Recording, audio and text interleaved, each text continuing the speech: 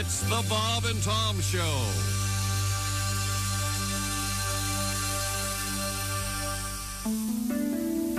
Oh, I love Halloween and everything about it, you know, the night and candy Esther used to buy for the little goblins. And the trick-or-treaters themselves. Why, she'd buy enough candy for the whole darn city, I'll tell you. And every kid within a few blocks from here knew it. Now, they knew they could come to the old Johnson house and be sure to get some really good stuff, you know. Popcorn balls and big candy bars and bubble gum, you know, the best. Trick or treat.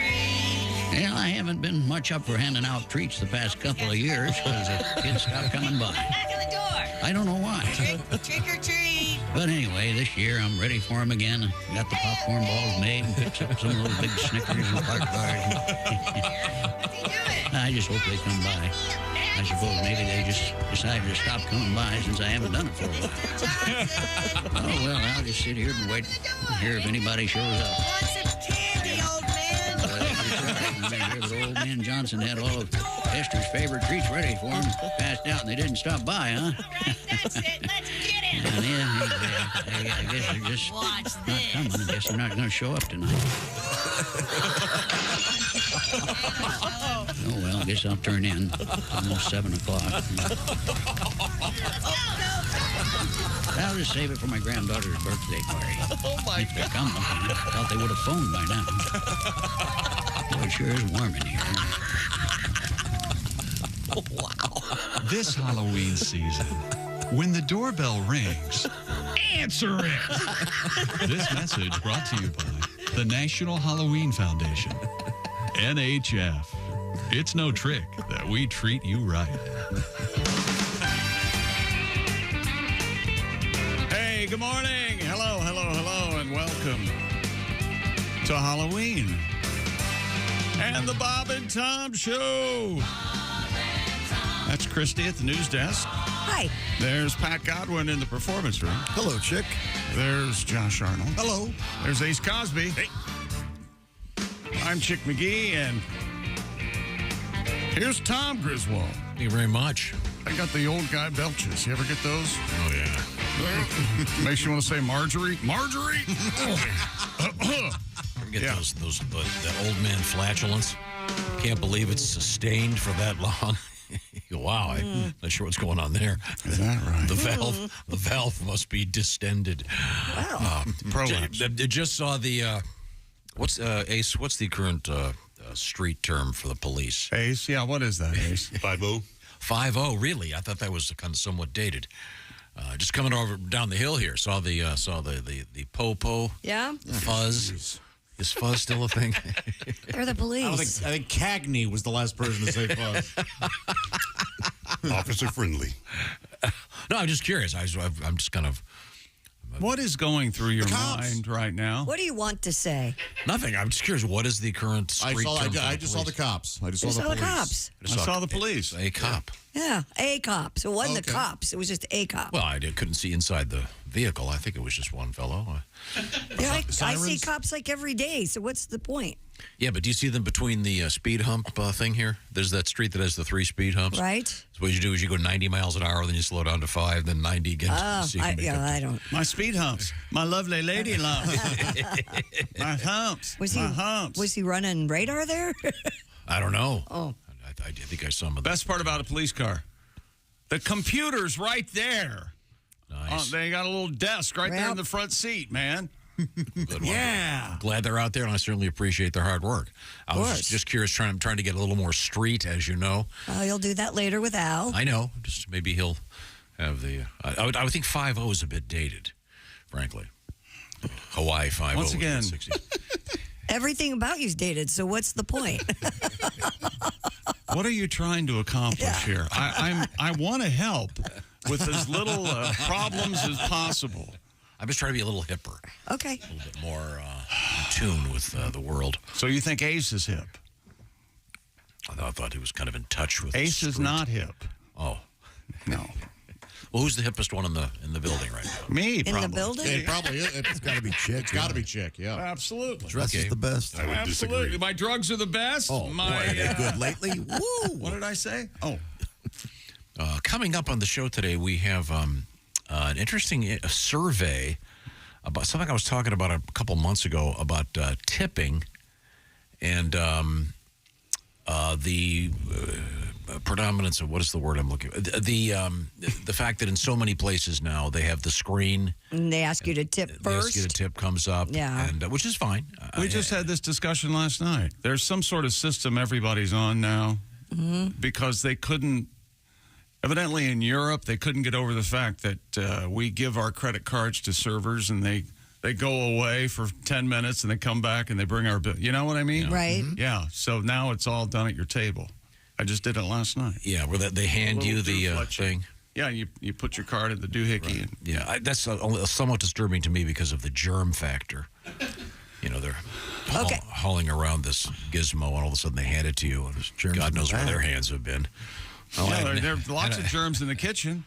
Yeah, you hand her the card, and then she brings your card back. She's touched it. No, but a lot of places now they have that I know, walkie-talkie size thing. I know, but it's still the same. You're still touching germs. Yeah, you know what's in the kitchen. What's the old saying? Yeah, what's... Flush twice is a long way to the kitchen. Yeah. You know, my server had an itchy ass between courses. And when did that happen? Here's what he's talking about. One time, I'm going to say at least 20 years ago, okay, there was a server who made the mistake of putting his order pad, tucked it in the back of his pants. Yeah. Ass matter everywhere. And he has held on to this since then. Oh, yeah. All right. So, ergo, all servers at one time or another have done that. Would put their order pad by their ass crack. He would have underwear on. Yeah. Well, you fart holes in yours. Thank you very much. Not the upper part a direct link between your ass matter and my credit card. That wouldn't bother me so much because you never touch the server's pad. Well, plus, Well, you do now, though. Now you're touching the gizmo they're carrying around. the pad would have been between his pants and his shirt. Tom, it's all out the window as soon as you touch that menu. That's out the the germiest door. thing. And who do you know that never looks at a menu? Oh, all right. That's right. You're talking to him. In any event, You need germs in your body, dude. We have. I'd love to know how many businesses, restaurants see you coming. And there's some kind of a DEFCON 3 that they go into. Here he comes. Oh, God. Here he comes. Back down. Or as Josh would say, it's what we train for, people. I'm Let's an excellent tipper. But this is about, So good tipping forgives everything. No, the article is about how people feel intimidated now because of those machines, and especially because there are places you don't traditionally tip. And there was an article I was reading, and this person was somewhat astonished that they were at their veterinarian office, and they were paying a bill for like $700. And the screen pops up, and do you want to tip 5, 10, 15, 20, 25%? At the vet? But the answer is no, I don't. I don't. But this survey we have talks about when people see that they're intimidated. And then they'll spit on your dog. Yeah, yeah, they will. And then I was just at Starbucks, and I used the app there, and I said, "Do you realize that I'm tipping every time?" They go, "No, they have no idea who's tipping them." So unless it's done in front of them with cash, so the system is not. So who's getting the money? Well, they get the money, but they get at the end of the week, they get a thing, okay, they split it up. I gotcha. But you're not, so the great service I'm getting from, Rachel and Maria, they're not getting the money directly. They're not getting it from 65321, the guy that I had the other day at Starbucks, that's for sure. Oh, Didn't give his name, gave a number. Uh-oh. Yeah. That guy's about to hijack a plane and turn the engines off. He needs some mushrooms to calm down. We have an update on that pleasant story. And that's all coming up. I don't think the mushrooms calmed that guy down. I think the mushrooms caused that guy to hijack the plane. Yeah. Did I get it wrong? Yeah, you got it backwards, everybody. Because I was reading That's about micro-dosing. Yeah. Maybe he took the mega dose. Exactly. That's the trouble with mushrooms. They're not regular. You don't know what you're getting, man. Yeah. If only he'd been microdosing. Yeah. And aren't they legal in like Oregon? They may be now. I think they're they legal are. in a couple places. Yeah. But we have that to look forward to. Also, fascinating story about armpit hair. Yeah. Oh, yeah? Yeah, I'm looking at you, Josh. Okay, well, I wonder why. I have armpit hair, too. Ace, do you have armpit hair? Yeah, but very light. Yeah. Really? You look like a guy with a very light body hair. Your chest is your just beautifully. Do you shave your chest, or do you Beautifully Naturally high and tight. absent of hair. Yeah, sexy. do you have hair in your nipples? I've caught one I was once. talking to Christy. No. See what I did there? I looked at Ace. There are girls who have hair on their nipples. Of course. Italian women, yeah. But that's probably something. There's You know what probably. it is? See there, Josh? I caught him looking. See, as Corner's mine. Josh would say, there is undoubtedly a, what do you call it, OnlyFans page for that. Oh, sure. Oh, yeah. People are, Sure. well, we're going to find out about armpit hair today. Okay. I thought about one Christmas, and this Christmas hasn't arrived yet, but getting you pictures of classic Bush. Because I think it would really wig you out. It would. I'm not a fan. To see two afros. Yeah. That guy's got Angela Davis in a headlock. She's still alive. Is she? I think. Yeah. Yeah. Really? Yeah. She was speaking somewhere at something. Yeah. Now we have that There, coming now up. you're up to date. and many more things on the way. But first, I think it's very important to understand that in this life, you need to have great earbuds. If you're like me and you want to stay away from people and listen to music, boy, do I have a product for you. It's the Raycon Everyday Earbuds. That's right. And the season is the reason for making whoopee with your Raycon earbuds. They feature noise isolation and awareness modes, and it's time for the big fall sale. With Raycon, you can listen while you travel, during a grueling workout with optimized gel tips for the perfect in-ear fit, and the earbuds are comfortable enough for all-day wear, and remember, they do not budge. Raycon, you also get 8 hours of playtime, 32 hours of battery life. How do your earbuds stack up? Well, get rid of them. Get Raycons.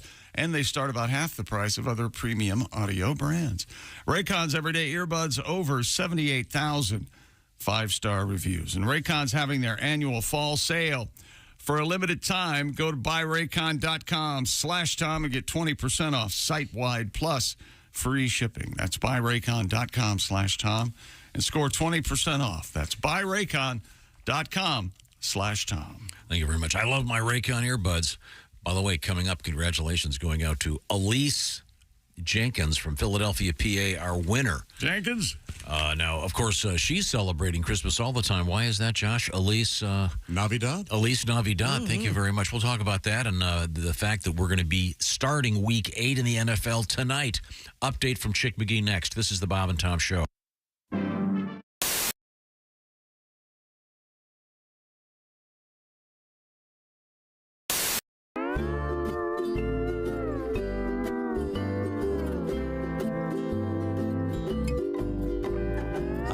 Ukulele like I'm playing with my baby. I finger and I pluck her. I love to play an island song. So won't you play along? My Honolulu baby likes to play my ukulele. She strums it and she hums it. She loves to sing an island song. So won't you sing along? Ukulele, baby, you can play me, you can lay me, satisfy me in Hawaii. Ukulele, lady, you can lay me. My ukulele, baby. Ukulele, baby, licky, licky on my wiki. Wanna lay you in Waimea. Ukulele, lady, you can lay me. My ukulele, baby.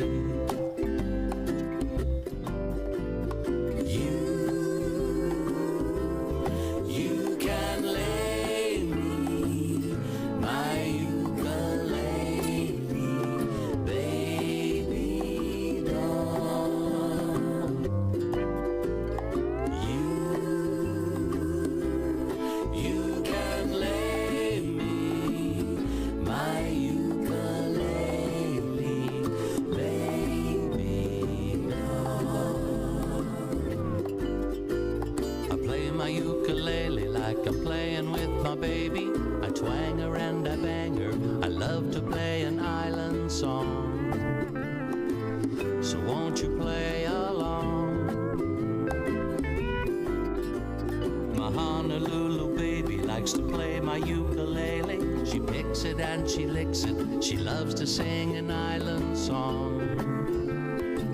So won't you sing along? Ukulele baby, like a cheeky on my tiki, satisfy me in Hawaii. Ukulele lady, you can lay me.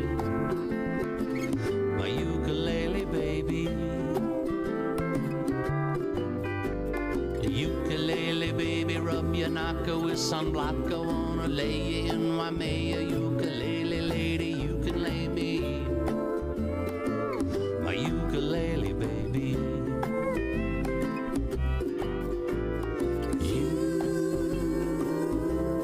You can lay me. My ukulele baby doll.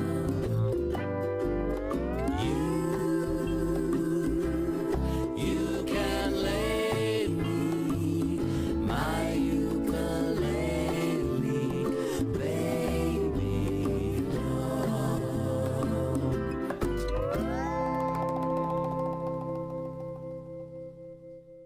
Hey, it's Josh, and of course, Hi, Chick McGee, everybody. Your chance to win a Mini Max Big Green Egg for Bob and Tom at Big Green Egg. Each week, someone will win a Mini Max Big Green Egg. it's the Bob and Tom Show Pigskin Pickem, powered by the Big Green Egg.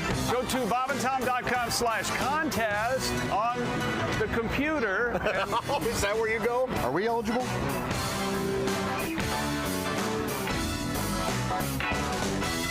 Third and goal, hit Golden Showers. Tate on a slant that was initially ruled a touchdown with 8 seconds left. After review, the play was overturned. As you can see, he's short of the goal line.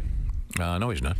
And yes, he is. He's way short of the goal line. He's like an entire ball short of the goal line. The football, Tom. So that's with 8 seconds left.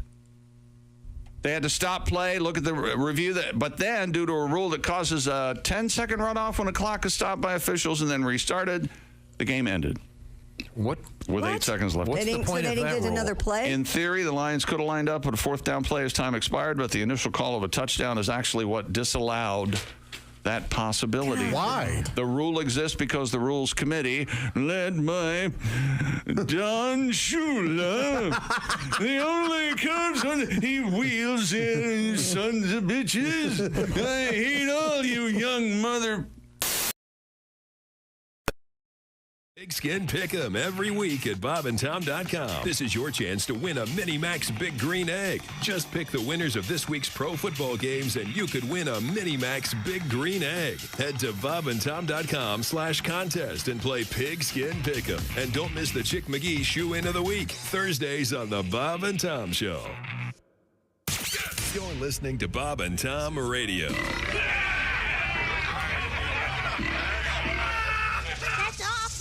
Awful entertaining. Essential Morning Radio. This is Bob and Tom Radio. 24/7. 24/7.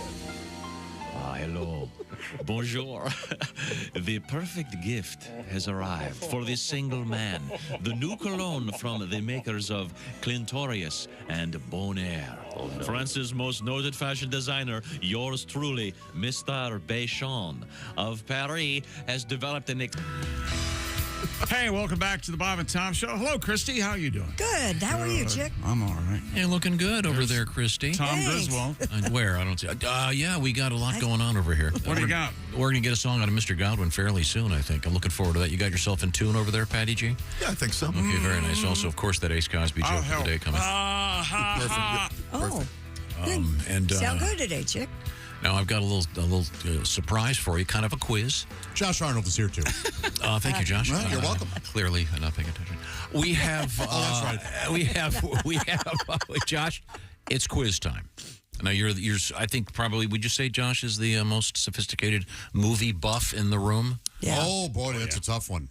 I think it's fair to say. Christy and Chick know their stuff. No, I don't. You guys do. Go ahead. You're amazing. As we speak, Hurricane Otis. Yeah. Is out there. All right. Hurricane Otis. I want you to see if you can make a connection between this sound effect and. Yeah, I wonder what you're going to play. and Hurricane Otis. Okay. This is for you, Josh Arnold. Okay. Very handsome Josh Arnold. Album coming out called Just get Half to Fat. Recorded live, dropping November 3rd. You're welcome for the plug. Here we go. You know you make me wanna kick my heels up and throw my hands up and throw my head back and come on now, so good to see you. That's so nice. Now, do you know the connection between Hurricane Otis and? Yeah, sure. That'd be Otis Redding from Animal House. No, it's Otis Day and the Nights. Oh, what did I say? Otis Redding. That's not Otis Redding, but No. that is from Animal House. Yeah, of course. And the guy that lip syncs that in the movie, the actor, ended up acquiring the rights to the name Otis Day and the Nights. Oh, really? And toured for years. Oh. A lot of sort of hockey games and that Did sort he of thing. just lip sync while he was there? Or? I think he actually would sing it, but he does in the movie. He's lip syncing for somebody else. I forget his name, Dwayne something. Otis, my man. Yeah, what a great line. Do you remember when he says "Otis, my man"? And he's completely Yes. ignored. Yes. I believe that's followed by No. "Mind if we dance with your dance?" Yeah, I knew it was coming. Which is one of the funniest lines in the movie as well. Every time I hear them mention Hurricane Otis, do you remember the news story we had about how when hurricanes have less than threatening names, people are less likely to evacuate? I don't think that was a story. Yes, it I was a think story. you concocted that in your brain. I have always said that. Yeah, I know you have. And now you've made it the story I'll that dig you it up. read. I mean, if you've got Hurricane Adolf on the way, you're going to watch your ass. Hey, Hurricane Pol Pot's coming. I'm evacuating. I'm surprised you went with Otis Day and the Nights. Wasn't drunk on Andy Griffith? Otis, yeah. Sure. Your favorite show? You also had Otis Driftwood. Who's Otis Driftwood? Oh, Groucho. Yeah. Oh. He was a private eye, wasn't he? Or was that he was a lawyer, I think. Yeah, the only song I could think of that would associate with Otis from the Andy Griffith Show would be, didn't he sing the Dipsy Doodle song or something? I all the don't time? know what that song is. You always The say that. Dipsy Doodle. Yeah, I don't know. I thought any excuse to play a little of a classic song written by the Isley Brothers, and especially that version, which became kind of a hit all over again. That one guy died, didn't he? Rudolph, the red-nosed Iceland? Sadly, yes. Oh, boy. Yeah. That's right. Not too long ago. Not too Yeah. long ago. Yeah. Any excuse to play a little bit of Shout from Otis Day and the Nights. Classic. Now we turn to Mr. McGee at the sports page. Victor Wembanyama, he's growing every day. He's another inch taller. Did you know that since I've been reading this story? Is that I true? did not know that. He can't stop. He's 7'5", and the Wembanyama era is underway. They're calling him the Big Baguette. Thoughts? Oh, because he's French, huh? That's very good. Yes. Yeah. What do you think? The big, Big baguette. Baguettes are long. yeah, I know what they thin, are. and What else do we have? Baguette, the most overrated food in the world. It's delicious. I love a They're good not. Baguette. They're tasteless. They're You Oh, yeah. well, you got to get a good I one. fear you've had bad ones. Yeah. They're good. They are good. big baguette. Baguettes are somewhat phallic. Yes. I guess. Freak. Yes. If I want that sort of response, I can count on you. Hi, I'm Detective Dick White. They call me the Big Baguette. I don't like it. We need a nickname for this I don't guy, like it either. And the Big Baguette's not getting it. I thought you had a nickname for it. The Eiffel Tower? Well, the Wemby's kind of taken off, but that's... Wemby sounds. It sounds like puny. Spider-Man. I don't like it. It doesn't. It's not scary. Did he play? I like Vic. Yeah, Yeah. he played. What do you got here? His first basket he made was the three-pointer. He had 15 points, 126-119 loss. He was slowed by foul trouble. He's so tall, he fouled two guys at once. Wow, that's tall. Hang on a second. He's so tall, he fouled two guys at once. In fact, he's so tall. How tall is he? NFL referees threw a flag. That's tall. Wow. Boy, they saw They're in a different country and they're not even playing. Wow, this is the new Deflategate, isn't it? Apparently. I'm sorry. Owner of the Colts, Jim Irsay, weighed in about the incident you're talking about. Tom, go ahead. Well, a ridiculous call changed the end of the game. This is an editorial from Tom. It's part of the game. It's part of the NFL. The referees are part of the NFL. Well, when they get it wrong, bad calls are part of the NFL. And Just Mr. like the Mr. field, Ursay weighed in? just like the field is part of the NFL. Okay. Colts owner Jim Irsay said he wants the NFL to make a drastic rule change after watching his team lose a controversial game to the Browns on Sunday. According to Irsay, the NFL admitted this week that the officiating crew botched 2 key calls. We had this yesterday. Both went against the Colts in the final 50 seconds of the game. Irsay says the NFL admits and understands that they did not make the correct calls at the end of the game. Irsay wrote on social media site X, I believe, quote from Irsay, I believe we need to institute instant replay for all calls, including penalties in the last 2 minutes of all games. All right. Not for all calls in the entirety of the game. Right. In the last 2 minutes. The game changer calls. That's then you have to decide what a game changer call is. Well, when your team recovers the fumble and the game is over. Oh, wait a minute. No, it's not. But you could Give 'em the ball see my point, and that's part of the problem will be what's a game-changing call and what isn't. Right. They'll So have to figure that out. If they do all of them, it makes more sense. No, you said in the hallway you want everything reviewed. That's correct. Everything in the whole game? No, just the last 2 minutes. Oh, now you're changing your... I'm voting with my friend, Mr. Ursay. Okay. All right. Okay. So anyway, there you go. That's what's that's the and we have not come up with a nickname for Victor. I like Vic. Yeah, Vic's a strong Vic. name. Yeah. Yo, Vic. Vic sounds like he's a guy that works at a casino.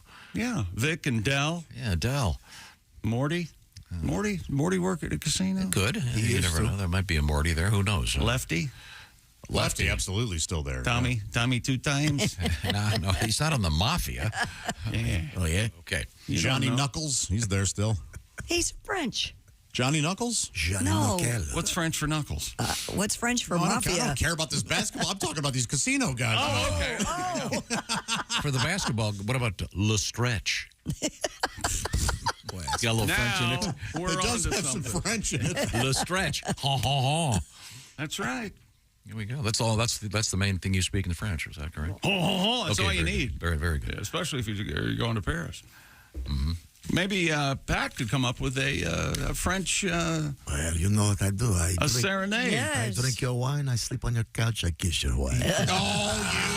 He's a rascal. That's what I do. But he's French because we let him get away with. He's charming. Like Pepe Le Pew. What is the name of your girlfriend again? My girlfine? Yes. That's the Italian. That's the girlfriend. Italian. sorry. Yeah, we're getting my bad accent mixed up. Sorry. My fault. My fault. I should have forgot. I just Gina. When the accents are... Gina Statutory. They are muddled. Yeah, when the accents are muddled sometimes. The jokes are too. That is very funny. What is the French guy's name? I forget. Pierre Hardon. Pierre Hardon, yeah. Pierre Hardon. Yes. That's right. Pierre. It is my music. Hardon. And the French people and the food and the Eiffel Tower and the Does anybody still wear that hat that De Gaulle wore? City of Lights. Oh, it's like an upside down ashtray, or no? It's got a brim on it. Though, it's little. De Gaulle wore kind of a squared had off one? round. G.I. Joe had a hat like that. Yes, he One did. of his hats looked like that. Because Castro kind of has a hat. Yeah, but it's soft. It's floppy. De Gaulle's had some structure to it. Yeah, and it's amazing how many caps you could identify. The Pope has that weird hat, the mitre. Mm-hmm. Well, really not practical. Doesn't wear that a lot. He is a potentate, though. Yeah. He's a what? The potentate. You were going to say potentate. Potentate? Potentate, but you said Pope. Do they make a version of the mitre with a brim in case it's sunny out and he has to do one of his blessings? One of his really, that's wears a nice sunscreen. He's fine. perhaps the most impractical of hats. I think they designed that because the popes were so short back in the day and they wanted to be. Oh, really? I think so. That makes sense. A lot of really impractical hats. And what about men covering their heads? And what is it? The bozo look? That's another one of your theories. Harebrained theories. Oh, my also theory about covering their head with the skull cap, if you will. There we go. Because they all had the tonsure like bald spot, and they wanted to look young. Maybe people just like wearing a hat. No, I'm just saying. You wear a hat? Sure, there's a history of interesting hats. What about it? Do you have a beret? I can't pull off the beret. Have you tried? It doesn't work for me. Doesn't work? Okay. Not even the backward Kangol? Like Sam Jackson? I like that look. Yeah, he can pull it off. Well, Sam can do anything. He's true. fine. That's Yeah. true. No. What kind of language they speak in what? Dear Tom, the Mackinac Bridge was an answer on Jeopardy last night. All right. Thought of you. Thanks a lot. One of the most beautiful feats of engineering. Terrifying. If you ever have a chance to go to the Upper Peninsula, I've been there, yes. it's a beautiful country. And No difference between that and sitting on Just your a big, deck. long bridge. And you have to drive up there, and then you got to drive back. The Sunshine Skyway in Florida, too. That's a long bridge to go over I there. don't like that one The either. Coronado Bay Bridge in Sandy. Now, that's something you should go look at. That is pretty. Okay. I think we don't spend enough time thanking the brilliant engineers I and don't like bridges. and the workers who build these beautiful bridges that we count on every day. Yeah, let's get maudlin about Like any maudlin, I'm saying no one ever thanks. I think Those you guys are. never get tipped. You're talking about tipping a few minutes ago. You walk up to the guy, hey, thanks for building a bridge that saved my life. I didn't have to go across this river in my car. I bet you'd probably get a news story about you if you started, here's a guy, he just walks up to various individuals and, hey, what do you do? Oh, I work at a parking garage. Well, here's $20. Thanks a lot. Maybe that'd be fun. And walks away. How about that? Hey, you're the guy that was dangling from a bridge over the Mackinac Straits. Yeah. Hey, come on. Building that great Good for you. bridge. Thank you. Yeah. Save me a ferry boat ride. Didn't 80 people die with the Hoover Dam, or they're still in there or something like that, right? Supposedly. Encased in concrete. Wow. Think about that for a second. Is there a little plaque for him, I hope? I don't think so. I think that would only draw attention to plaque. it. You're standing on the remains of construction. Remember the song Big Bad John? Sure. There's the plaque at the end. Here lies a big man. Big John. I know you talk about the Jetsons. Oh, hey, morons. That's not nice. You too, Christy. Mm-hmm. Well, at last she gets included. I think that's nice. You guys talk about the Jetsons quite a bit. Tonight, I ran across an episode on TV, and of course, I had to watch. I wanted to make sure that Tom knew what I noticed. Mr. Spacely has a Hitler mustache. Are you aware of this? Man, I've never considered that. I think he's right. Yeah, he does. He's such a small guy that you just think it kind of fits with all of his other small features. Jetson! And as we've said many times, that's one style that'll probably never come back, although there have been a couple of attempts. I think it's a good thing that it hasn't come back. It was never a good look. And Chaplin had his first, right? No, Chaplin did that Before Hitler? I want to say he made that movie in No, he had it before that 1940. movie. He had Chaplin had the mustache yes. before. But, I'm sorry. I thought you meant for the Great Dictator, the movie. Hey, you know the difference between a dictator and a dictator? No,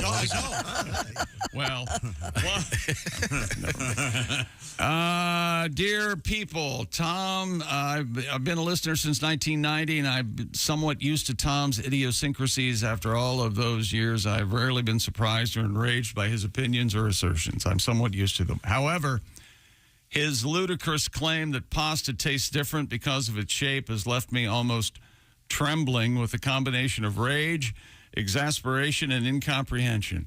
How can something that is made with the same exact ingredients possibly taste any different just because of its shape? Oh, my God. Someone please organize an intervention. His outlandish proclamations are becoming more and more alarming.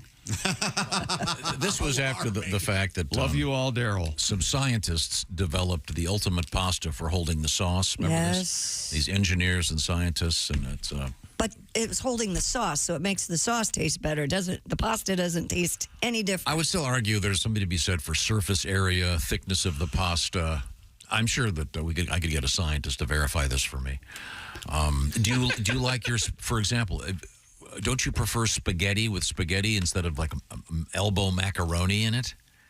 It's not as good. Well, if I'm making spaghetti, yeah. But again, if it has elbow macaroni in it, it's chili. Go on.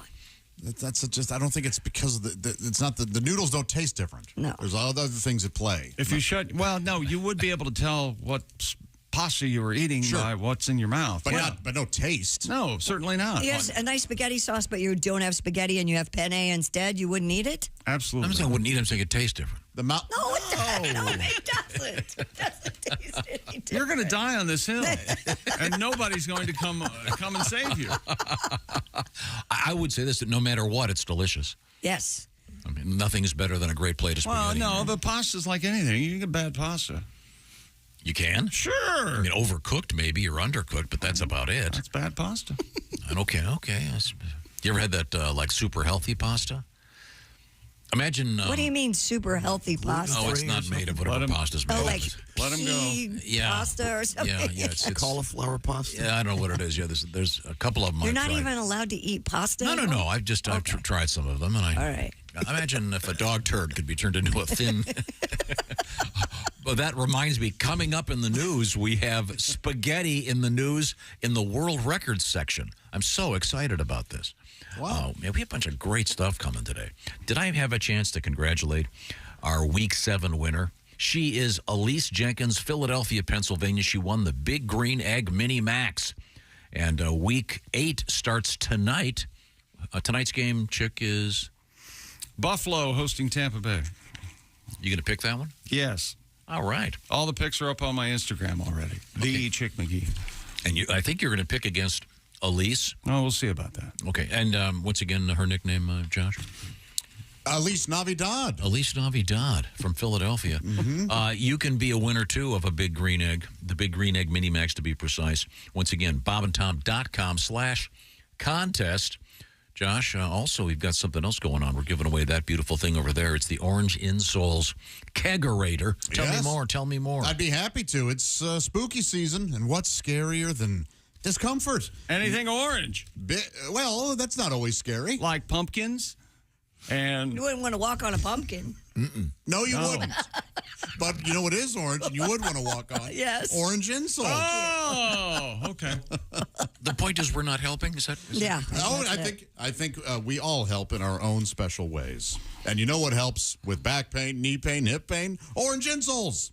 That's right. Orange insoles offer arch support. They have that deep cup to properly support your heel, your feet, and thusly your entire body. Heck, half the people in this building have them in their shoes.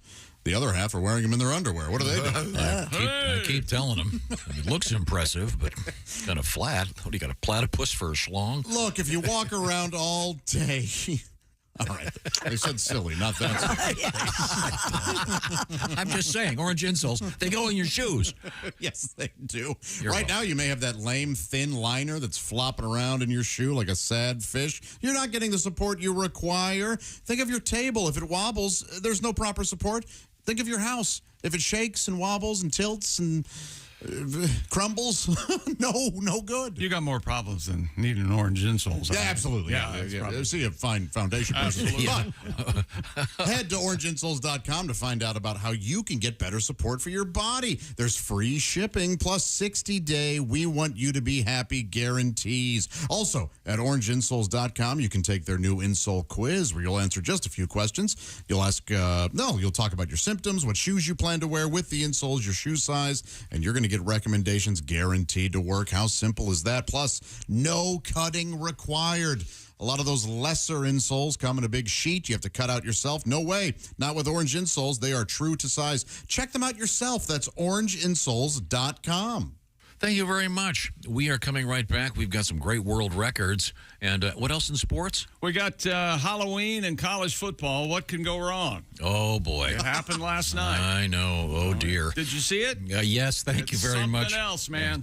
You don't want to miss this. Love it. Okay, this is the Bob and Tom Show. Reach us toll free at 1-888.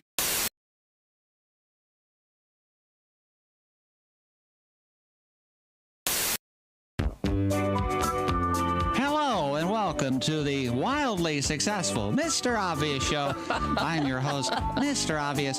Let's take a call. Hello, Mr. Obvious Show. Hello, is this Mr. Obvious? Speaking. Hi, Mr. Obvious. Long-time listener, first-time caller. I just want to say, first of all, I really love your show. Really enjoy listening to it. I think you do a great job. Well, kind words indeed. And thank you, caller, for calling the Mr. Obvious Show. No, Mr. Obvious? Yes. Here's my problem. Oh, okay. Well, the thing is, I think I got some kind of animal trapped in my house. Oh, yeah, like a pest problem or something? Yeah, well, it's even bigger than that. I think it's some kind of critter that's trapped down underneath my sink somewhere. Oh, my. Now, do you live in a rural section of town? Yeah, as a matter of fact, I do. I live on the outskirts of town here, and well, here's the thing. I think it's caught underneath my sink, and I've opened the doors and my cabinets there and looked underneath, and I can't find it anywhere. But I can hear him down there making noise. Oh, you say you got a critter and you can hear him. Now, what kind of sound does he make, caller? Well, it's kind of a growling, kind of, well, I'll try to imitate it for you. It's kind of like... kind of like that. This is under your sink in your kitchen? Yeah, I mean, it sounds like you might be caught down there in the pipes. Now, this is not uncommon for your rurally located homes to have a raccoon or a possum under the house. Now, but you say he might be stuck in the pipes? Yeah, that's what it seems like because, in fact, I think that's how he's living there. He seems to eat stuff that my wife throws away down the sink after dinner. She'll wash the leftovers down the sink after we get done eating. I think that's what he's eating because I can hear him down there growling and chewing. Huh. What was the sound again, caller? Well, it's she'll put the stuff down there in the sink and run the water, and then you can hear him. It's kind of going, kind of like that. Huh. Now, is there anything else that corresponds with the growling that your wife does there in the kitchen? Well, it does seem like it usually happens whenever she tries to turn a light on. Yeah, there's a light switch there. She'll try to turn it on. Thing is, the light don't come on. I think the light bulb must be burnt out or something, but I can't even find a place to change the light bulb on it. Anyway, she'll try to turn that light switch on, and you can hear him down there just seems to make him mad as anything. This is in the kitchen under the sink, right? Yeah. Yep. And, you know, I figure he's caught in the pipes. Right. So I figured try to get him out of there. Well, I reached down there with my hands when I heard him growling. And I mean, that thing about ripped my fingers off. Bit into me. Boy, it hurt.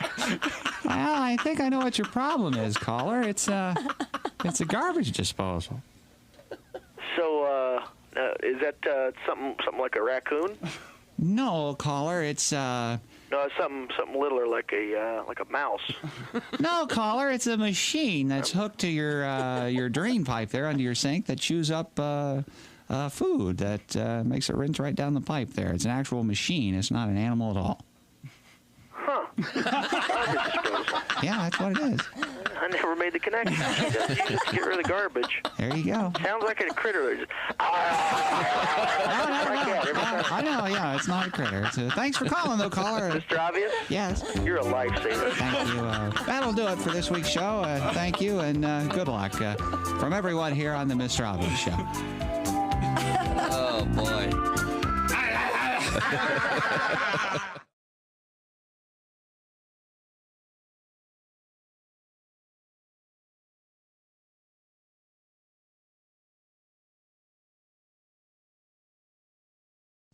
Oh, ow.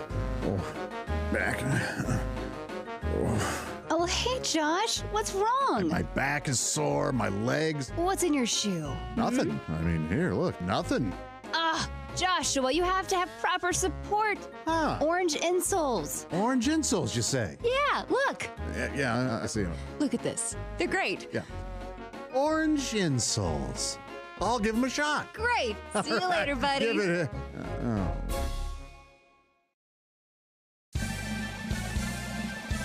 Yippee! I can mow and dance while I do it. Ha! No more pain. Thank you, orange insoles.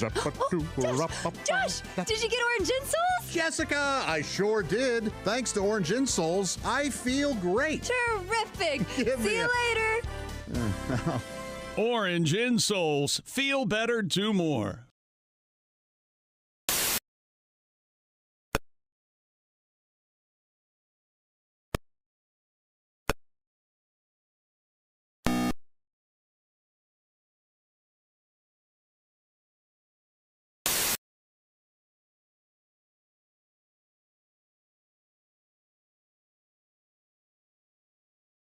Caught putting in bird noises for ambiance, and a bird lover called him on it. Correct. Because he was hearing a bird that was not indigenous to where the tournament was being held. You imagine being the guy who had to field that phone call? Yeah, sports department. Yeah, hi. Listen, does this sound right to you? I guess I'm supposed to believe the blue-breasted whippoorwillow has decided to alter its annual migratory route to enjoy a little golf. Okay. I get it. I got one.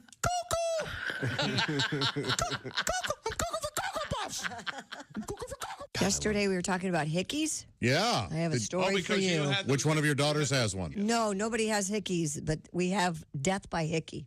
Death by hickey? Were that me? I'm sure the officers would stand over my body and say, I have a feeling this is how he'd wanted to go. More chalk. Yes, because I'm so gigantic. Oh my God. One stick one of of the chalk fattest things I've ever would done. never not be enough We had to use a whole at box all. of chalk to outline his. Look at him. He had to take his headphones off, lean back, and he's screaming with laughter. He's just an awful person. More chalk. Lucky numbers. Man, if that weren't funny, I'd be so mad. Hi, everybody. This is Mark Sweeney. Is on the way. Hey, welcome back to the Bob and Tom Show. What are you drinking over there, Tom? What do you got? That looks good. I just microwaved that coffee and. Too hot? Oh, I'm fine. You know when you burn your tongue, that sensation that you burn your tongue, it's the hairs on your tongue. Wow. That are singed. Did you know that? I did not know that. I'm a minimalist when it comes to all the amount of hair I like on my tongue. I'm 12% certain that's what happened. Okay. Hence the love of shaving. A little chuckle from Miss Christy Lee. You shave your tongue? No, it's a lot. You shave your face. How many times a day?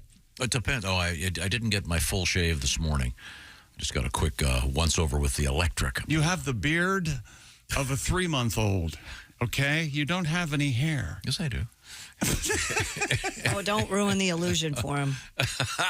Really? You like the picture of the father with the electric shaver looking in the mirror in the bathroom. What's for dinner, hon? I like to sing that jingle. What jingle? Menon? Electric shave. Oh. That's the whole jingle.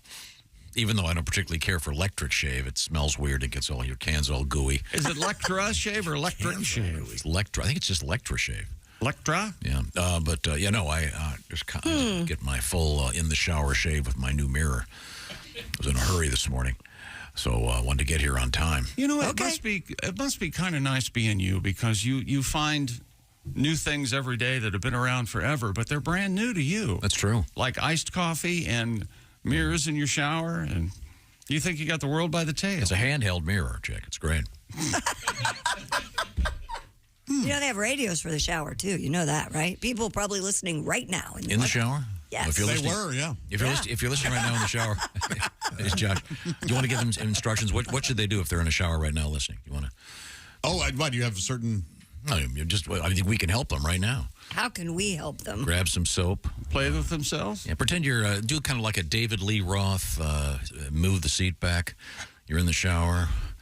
Something. What would you do to make it sexy? You're going to sit in the shower? You're going to what? Sit. Stop. I was going to say one does not make it sexy. I mean, like maybe soap up down there. Wait a minute. I thought you had a TV in the shower. No. At my old house, the shower door was glass, and there was a TV in that bathroom. Oh, okay. Yeah, but not. And Your shower door is glass now, isn't it? yeah, but there's a hallway right there. You can't. Oh, you got a shower out in the hall? Is that where she put you? I mean, you open the door and there's a. You might want to talk to the contractor. I don't think that's right.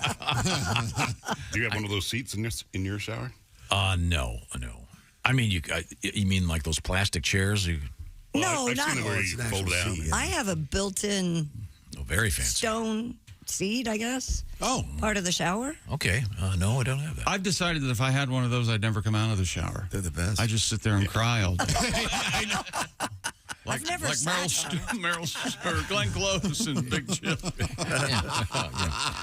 But yeah, we have a lot to get to here. We promised a little bit of news about what's happening in the world of the NFL tonight. We're starting Week 8. That's right. Buffalo Bills hosting the Tampa Bay Buccaneers. Victor Wembanyama made his debut last night with the San Antonio Spurs. He had 15 points, and the Spurs lose to the Mavs, 126-119. Kyrie Irving played pretty well last night for Dallas, and Mark Cuban was cheering.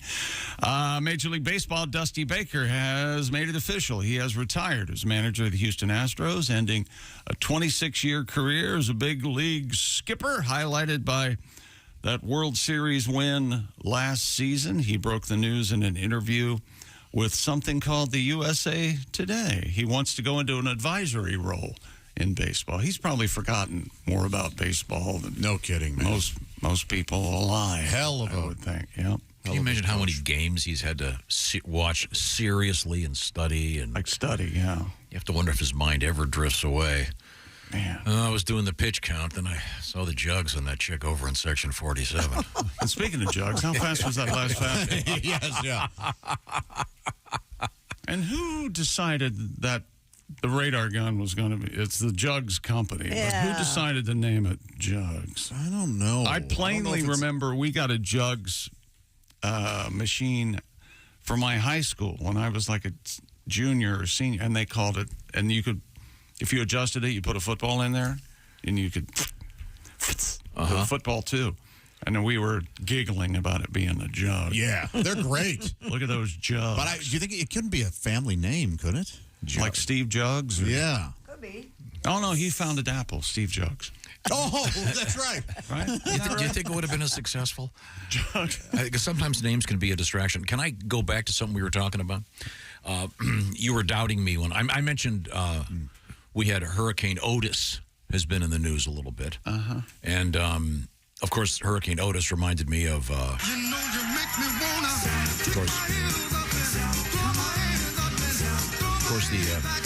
the great Otis Day and the Nights from the great movie Animal House. Do they still do that at weddings, like Gator and stuff like that? And everybody gets drunk and wriggles around on the floor? Yeah. Sure. A little bit softer now, that thing. Yeah, it's great. It's good.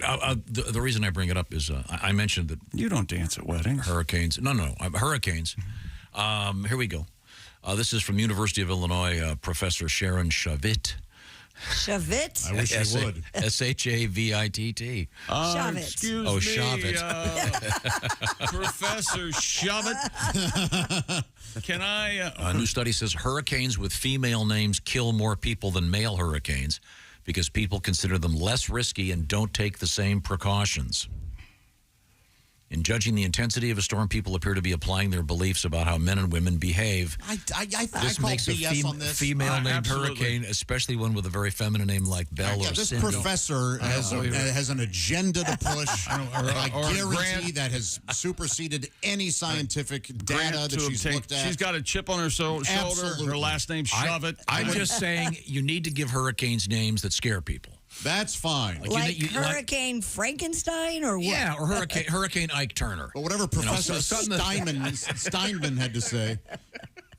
Like Hurricane, you name one Lyle and one Eric. Yeah. That would be. Yeah.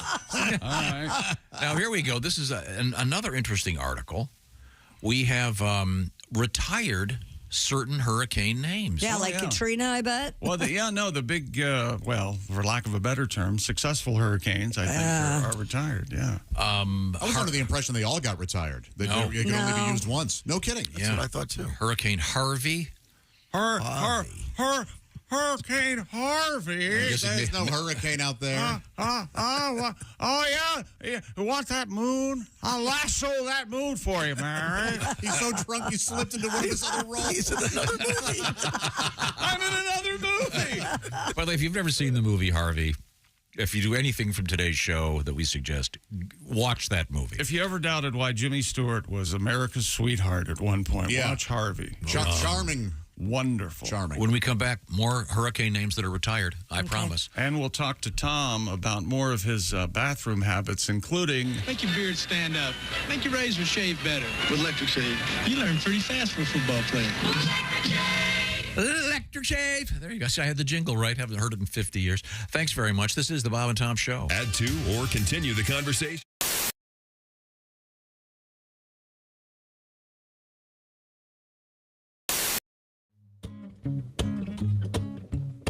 Oh, you get a laugh. Now, all you trick-or-treaters, come listen to me good about a grave that's in a graveyard in this very neighborhood. Contains a boy who died this very night so long ago. Now candy wrappers mysteriously appear around his stone. You know it's Halloween. You know it's kind of scary, the way the ghosts come floating out of the cemetery, sliding through the dirt, all cold and moldy, and the only thing that they can think about is how they get your candy. Trick or treat, hear the children crying, but who's that pale boy at the back with the antique suit and tie on? When you passed out the candy, it seemed to fade into his hand. And look, there's a clump of fresh dirt on the spot where he did stand. Oh, it's Halloween. You know it's kind of scary, the way the ghosts come floating out of the cemetery, sliding through the dirt, all cold and moldy, and the only thing that they can think about is how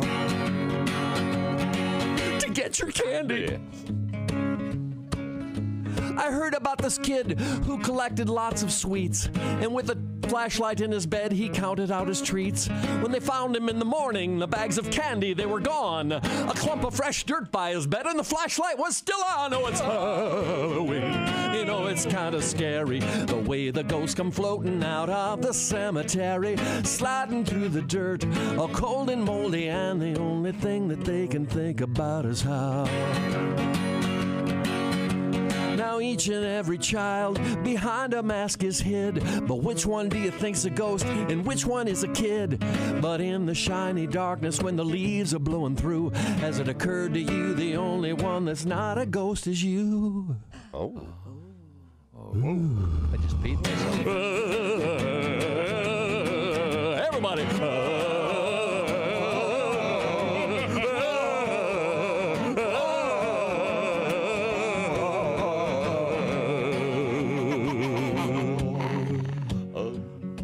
La la la la la. And so you trick-or-treaters, take heed of what I said, and leave your candy here with me, don't take it up to bed. I'll protect you from the ghoulies and the ghosties and the beasties, though you may lose that Snickers bar and, ooh, look, Reese's Pieces. Oh, it's Halloween, you know it's kind of scary, the way the ghosts come floating out of the cemetery. But get on up to bed, but grab that broom before you do, and sweep up this clump of fresh dirt that fell off of my pants.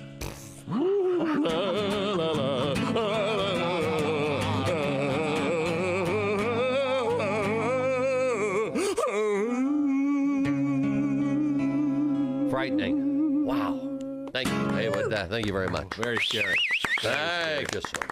Haywood Banks and one of his Halloween tributes.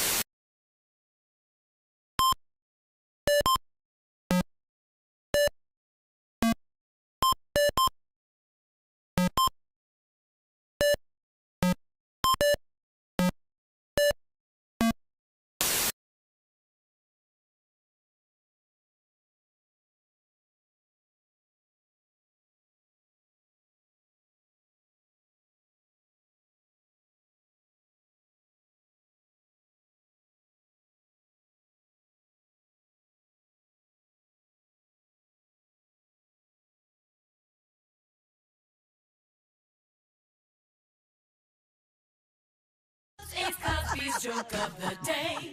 That's hilarious. Bob and Tom in the morning and highlights all day long. The Bob and Tom Show, weekday mornings at 6 a.m. Eastern on Bob and Tom 24/7. Hey, this is Frank Caliendo, and you're listening to Bob and Tom Radio. Norman, honey, what you doing? It's getting late. I'm downstairs, honey. Just getting some cereal. Snookums. Thank God he found it. I was getting desperate. I hope this works. You know, Judy tried it with Ted, and she said he's become insatiable. Boy, will Snookums be in for a treat, because her hubby is chomping on the new cereal for men who are sexually dysfunctional. It's Nuttin' Raisin, honey. This sure is tasty. Honey, I'll be right up. Nuttin' Raisin Honey, the cereal that gets you up in the morning, or any time for that matter. Nuttin' Raisin Honey. Ladies, he'll love the taste, and you'll love that filling feeling. Oh, my God, Norman, where did you get that thing? Nuttin' Raisin Honey from Post. Who else? Nuttin' Raisin Honey, coming to a store near you. Nuttin' Raisin Honey, eat them from the bowl or right out of the box.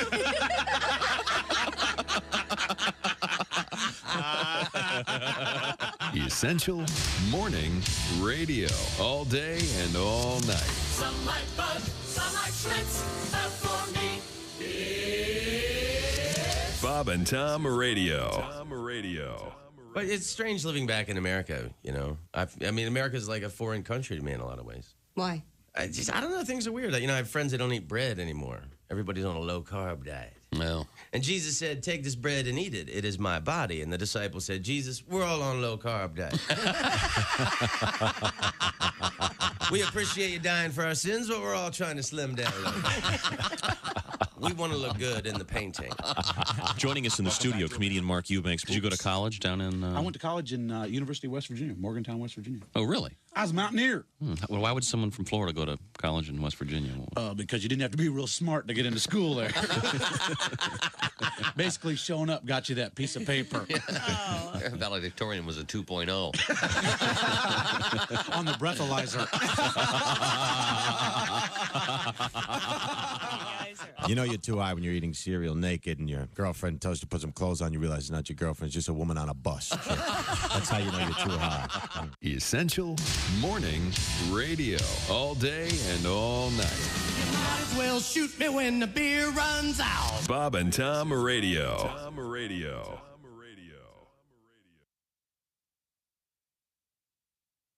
Congratulations. Thank you. Welcome back to the Bob and Tom Show. Christy Lee at the news desk. Hello. There's Pat Godwin in the performance room. Hey, Chick. Josh Arnold at the I Hate Steven Singer's sidekick chair. That's right, Chick. Thank you. Steven Singer Jewelers proving how worthless those lab-grown diamonds are by giving away a free 1-carat lab diamond with every engagement ring purchase while supplies last. Purchase as necessary. Visit IHateStevenSinger.com for more details. There's Ace Cosby. Hey. I'm Chick McGee, and here's Tom Griswold. Before we get back to sports, a quick update.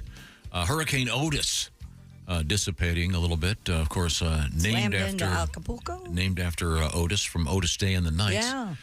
the band from the great band from Animal House. Acapulco. Acapulco. Pull. Yeah, how is that? What is the correct way to pronounce I don't know. that? Acapulco. Caribbean. I don't know that I hit the L at all. Acapulco. Acapulco. That's how I've always said it. Really? I'm not saying that's correct at all, but that's how I've done it. They have a great song, Heart of the Night. Man, that's a good song. Acapulco. Oh, yeah. Timothy B. Schmidt. Without instruments. I love that guy. I just saw him with the Eagles. He's amazing. Good friend of the show.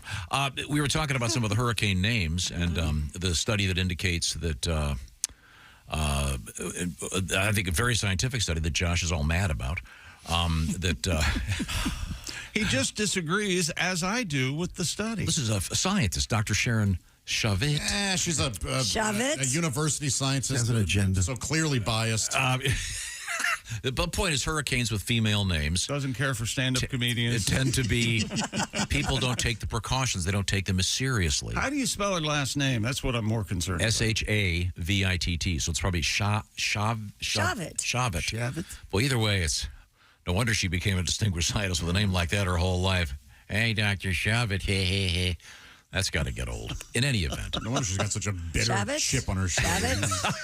I think it's fascinating. I bet I can go online and find an exact opposite article about how it doesn't matter what the hurricanes are named. You can go online and find out that the Earth is flat. That doesn't mean it's true. There is compelling evidence.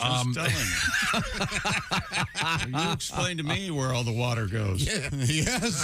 Okay. What a tummy. But also, Every time I see this, the WMO, the World Meteorological Organization. M.O. Phillips? Yes. The weather today. They have retired a number of names from hurricanes. There will no longer be a Hurricane Katrina, a Sandy, or an Isabel, because most of the names go in a 6-year rotation. Wow. And they've got a name for each letter of the alphabet, more or less. So, but a few more have been retired. Do you have this year's list? I don't have it in front of me. I'm sure I can find it. But Hurricane Otis is the one that's currently out there. Right. But some of them, like, for example, Hurricane Harold. Doesn't that sound like a stunt man? Yeah, it does. Yeah, tonight at halftime, he's on a Harley. It's Hurricane Harold. No, Okay, it's, here I'm the- sorry, it's for the Hurricane rest- Harold Jr. Oh, For the rest no. For the rest of 23, Yeah. Arlene, Brett, Cindy, Don, Hurricane Don. Emily, Franklin, Gert. Wow. See, Gert G-E-R-T. Gert reminds me of, wait a minute. Sorry, class, I know this is an old one. Josh. Auntie Gert? Famous actor, Gert. Oh, I don't know. Are you kidding me? I don't know who you're saying either. No idea. Oh. Gert, it's another one syllable. Gert Pound or something? Goldfinger. Wasn't it Gert Frobe that was Goldfinger? I'm Can't believe we serious. didn't know. It's something like Yeah, that. Isn't it? I'm surprised we didn't know that. I'll look it up. Believe it. Gert so famous. I honestly think that's what it was. I am Gert Frobe. He played Goldfinger, huh? Remember at the beginning, he's they're like the Gert Frobe, that's right. they're at the Fountain Blue and they're playing cards and he's got the lady in the bikini. That's such looking. a great scene. What a great movie! It's like the first time I went, oh, okay. Money and power can get you women like that. Because Gert Frobe was not what you. He was no Sean Connery. No, he was not. Very, very. I agree. I remember finding it very erotic when he was on the yacht and he takes his robe off and he's obviously naked. I went, oh, okay. This must be what they're talking This about. is leading to Sex. something. Yeah, and then yeah. she's there and yeah. You mean you mean Sean Connery taking the robe off? No, Gert Frobe. Gert Frobe. That made Gert you. Frobe in a robe. So wait a minute. If Gert Frobe in a robe made you feel sexy, Well, no, it was no the whole wonder you've spent all that money on therapy. Scenario. Tom. Oh, okay, sorry. Gert Frobe in a robe next to a stove. Ooh, that's hot. Yeah, he is not an attractive guy. But again, the point is, Gert Frobe, here's you. the scientist is saying that some of these hurricanes, the names, they don't scare people enough to listen to the authorities when they tell you have to evacuate. There's more names. What do they got? Arlene, Brett, Sydney, Don, Emily, Franklin, Gert, Harold, Idalia, Jose, Katya, K-A-T-I-A. Yeah, they're definitely trying to represent more. Lee, Yeah. Margot with a T. I thought if Lever used one of those complicated Hawaiian names. Nigel. Because it would take too long. Hurricane Nigel. It's bringing biscuits and tea, is Nigel. It's Nigel. Yeah, it's just a little breeze with biscuits and tea. I just spit all over my microphone. My house is safe. Not bloody likely. Ophelia, Philippe, Rina, R-I-N-A. There was an Andrew that did a lot of damage. Remember that? Yeah. Yeah, I mean, Sean and Tammy and Vince and Whitney. There you go. Vince. Hurricane Vince. Okay, Vince. Vince Gill. Just saw him with the Eagles. Amazing player. Just fantastic. Hello, Hurricane Tammy. Hurricane Tammy. It's like certain names you can't, like, if your name is Taffy. Tammy. I mean, I don't say, Senator Taffy Bronson. You really? But it could be totally competent. It's just that name doesn't pass my Supreme Court justice test. No. When you give a kid a name, what do you think? You want to think up ahead just because they want to have something serious? Taffy, really? Hurricane Taffy today voted to imprison most people because she's in charge. First hurricane next year is Alberto. Alberto. Allow me to introduce myself. I am Alberto. Make love to someone tonight. Alberto VO5. Oh, yes. He has nice hair. Have they made VO6 yet? No, I don't They think still so. haven't. They're no. still working. Because they understand branding. There are too many webbed feet. We are fixing it. And then they're going to have Beryl. The B next year is Beryl. Beryl. I used to work with a woman named Beryl Flesh. No. Whoa. She was. Wow. She would give us. Was she a stripper? Beryl Flesh. She was worked at an investment company. Glad she wasn't Irish. Beryl O'Flesh. I used to call her and get the Dow Jones updates, and it was sponsored. No kidding. And now here's Beryl Flesh with Hockner, Wilson, and real name. I'm not even familiar with Beryl. I've never met a Beryl. Yeah, well, there's Meryl Streep. Yeah, there's a famous Beryl. There's twins, Meryl and Beryl. By the way, can I change the topic just briefly? I can't think of any way to. Well, yeah, I just wanted. This is a disputed claim, but you mentioned Dusty Baker retiring. Yes. Did you know that many credit him with the origin of the high five? Yes, but it is disputed. But that is that's been a long rumor. Yeah. Apparently. I thought it had something to do with Homer Jones, a wide receiver for the Giants, and he spiked the ball, and then he also low-fived somebody, and that was the first five. This particular article says it is generally accepted that the first real high five was done by Dusty Baker and Glenn Burke of the Los Angeles Dodgers on October 2nd, 1977. It seems late, but you know, that seems real late. Yeah. In any event, Dusty Baker retiring, and that's one of our news stories. A baseball great for sure. Yeah. Absolutely. So the hurricane thing, I just mentioned Hurricane Otis only so I could reference Animal House and the Great Otis Day and the Nights. Okay. Hurricane Dusty's good. Yeah, that'd be all right. Yeah, the wind. You're thinking of breathing issues. It does kind of get you thinking breathing. And then what do they do when they run out? Do they start using numbers or X's or something? Yeah, remember they did one season. They went to beta or like Hurricane X, formerly known as Twitter. How much longer would you have to do this? Hurricane Precious, based on the novel by Sapphire. When they started naming the winter storms, that got kind of weird. Yeah. Remember those? Yeah. Well, hope we get a few. They don't name tornadoes, do they? They don't have time. They do. Yeah, you're right. Those do. Those pop up quick. Those don't come up on you like come and they hurricanes go, and do. they're really, really scary. Coming up, yeah, a lot they would just be named Tornado. Oh, yeah, they've retired the name Ocean. Coming up, we got Game 1 of World Series. Tornado, holy crap. Tomorrow night. Maybe we'll talk about the Michigan video. I don't know if we're going to do that or not. Never mind. You got to talk about that. It's very funny. Brock Purdy, if you're betting on the NFL, as Brock Purdy is in concussion protocol. Brock Purdy. Mrs. Purdy. Speaking Write that down. Speaking of the NFL, today, please go to bobandtom.com/contest. As we enter week 8 of the NFL season, we begin another shot at your winning the beautiful Big Green Egg Mini Max, just like Elise Jenkins, who won week 7. I think we're going to try to talk to Elise during the shoe-in of the week coming up. But you could win that beautiful Big Green Egg Mini Max. Check it out, bobandtom.com/contest. Also coming up, staggering world record. Just amazing. What do you mean, no? Oh, there seems to be some dissenting opinion over there. Oh, it's real dumb. It's staggering. It has to do, I'll tell you. One of them, morphology, has to do with spaghetti. Spaghetti. All right. Well, I don't think there's any reason to be.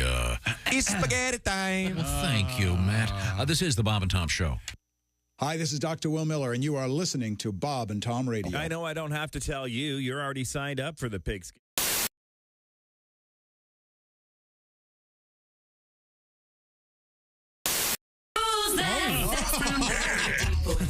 It's Cosby. Here he is with his joke of the day. What did the judge say when the skunk came into the courtroom? Oh! What did the judge say when the skunk came into the courtroom? Odor in the court. That'll be getting told in courts throughout the country. Odor in the court. Oh, man.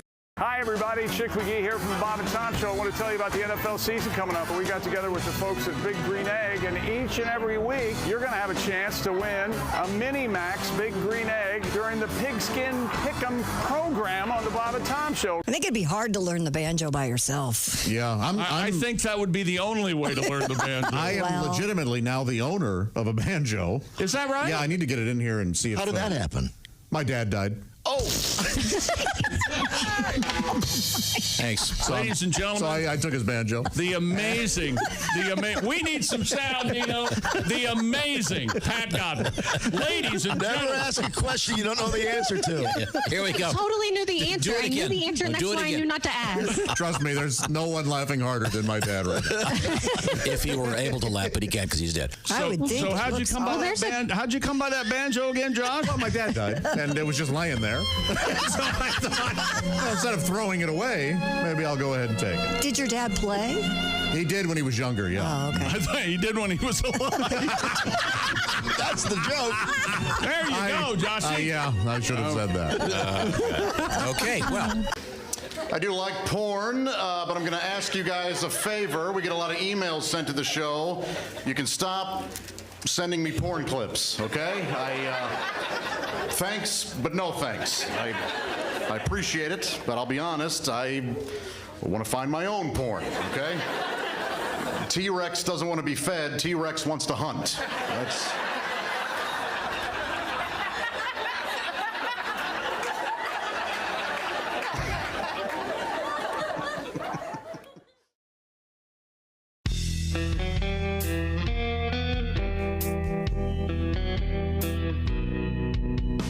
Who's that knocking on my front door?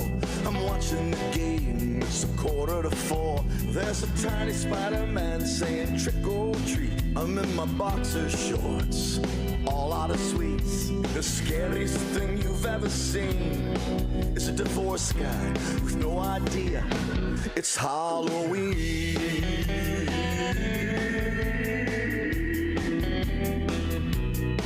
I've got no candy in the house, man, that's a drag. Cause Baby Yoda's on my porch, holding the bag. I've got no Snickers, Reese's Cups, or Hershey bars. I have Chinese takeout and a couple cigars. The lights are off so I can't be seen. I'm a divorced guy with no candy, no girlfriend, no idea it's Halloween.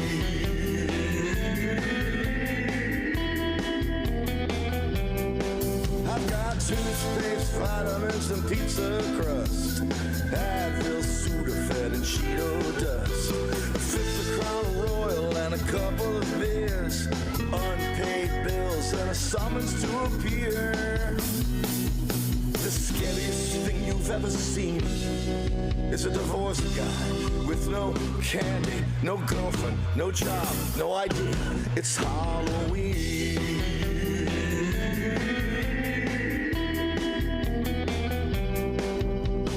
Who's that knocking on my front door? Trick or treat.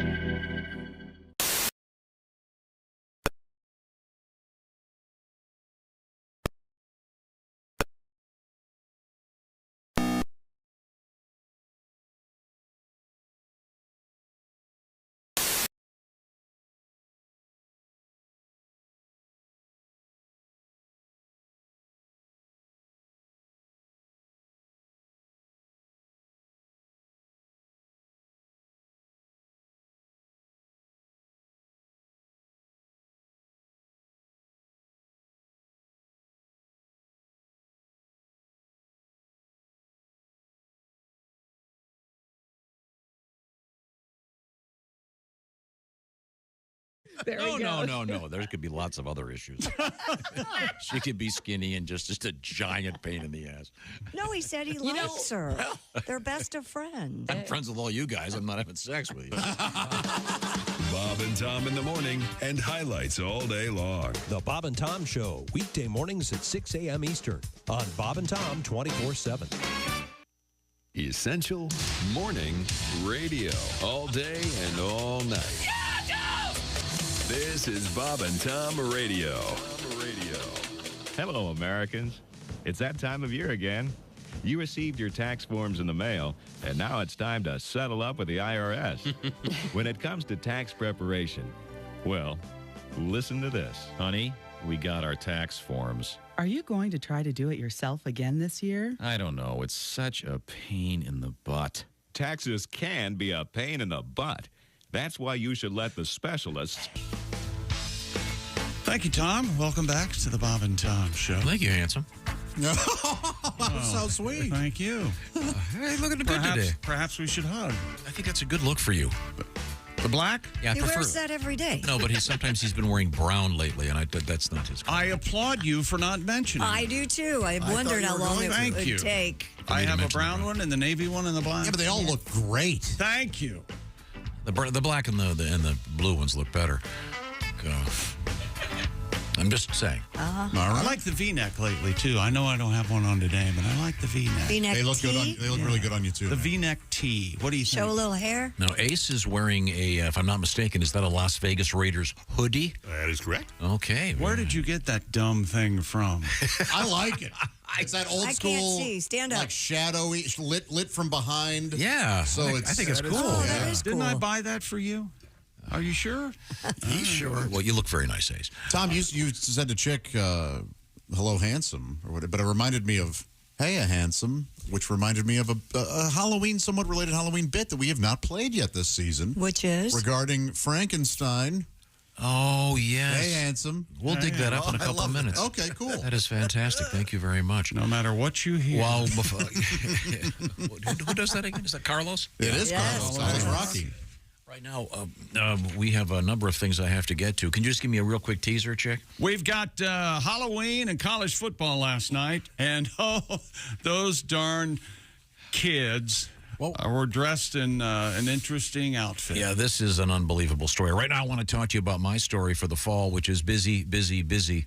This is where HelloFresh comes in. It's got a real nice letter about how much this family loves HelloFresh. What I'm talking about is America's #1 meal kit. The way it works is they go out there, they do the shopping. Check. That saves you a ton of time. They do the measuring. That saves you even more time. You just put it together. The specialty this fall, the quick and easy options. Some of these take 5 minutes of prep. You pop it in the oven 15 minutes later.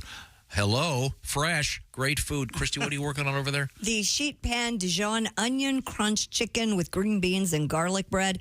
They send you 6 ingredients. It takes 5 minutes to prep. 4 easy steps. Look at this beautiful card. And you've got a wonderful meal right there in one pan. And they know you're short on time and you don't want to have to do a lot of looking up. So they've got the cards, they've got pictures. It's easy. And that's not just that meal. They got 40 to choose from every week, and you can switch around the proteins. Check it out. They're going to make it easy for you to check it out by knocking off half the price. That's right, 50% off, free shipping. Wow. Find out what I'm talking about by using that code, that code 50BT-SHOW. So that's HelloFresh.com/50BT-SHOW. Once again, HelloFresh.com/50BT-SHOW.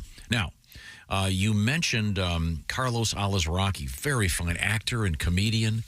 And Carlos, we got talking about a great, great movie.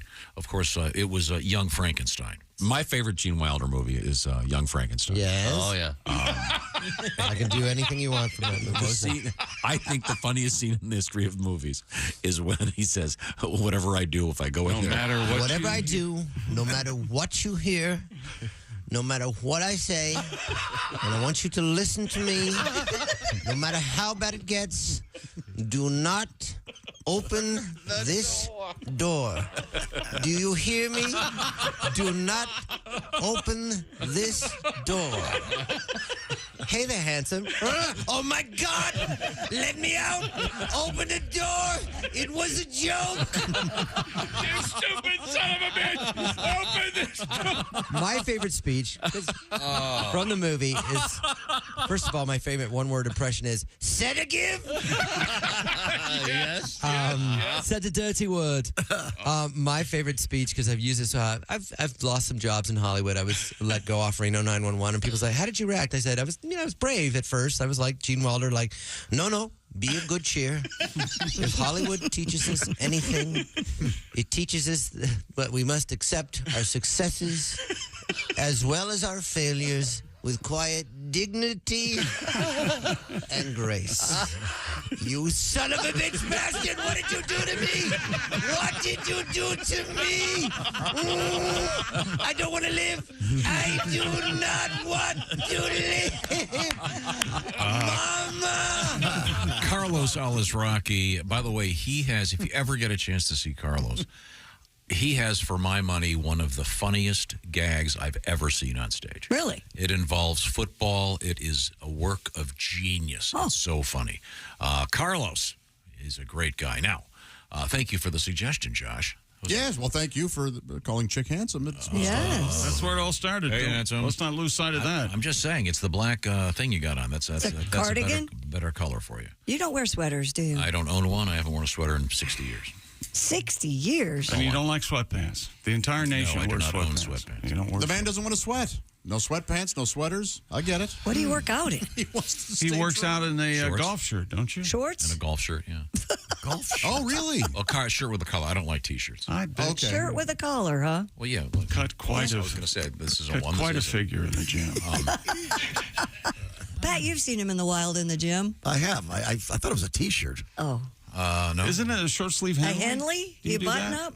I do have a Henley. I occasionally wear that. But And a lot of people say the songs he wrote for the Eagles are great, and the ones he sang, but he gets shortchanged as far as fashion goes. Yeah. Yeah, the documentary. You're that's all right. he wears. He said, I'll cut right here, and we need a couple of buttons right here. How about that? Yeah. Voila, the Henley was born. now, I've just recommended seeing Carlos Alazraqui. If you get a chance to see the Eagles' final tour, go. It's amazing. It's fantastically great, if that's a expression I can use. We return now to the ranks of college football and a little bit of humor. We had Wednesday night football game between the University of Texas, El Paso, the Miners, and Sam Houston State. Easy.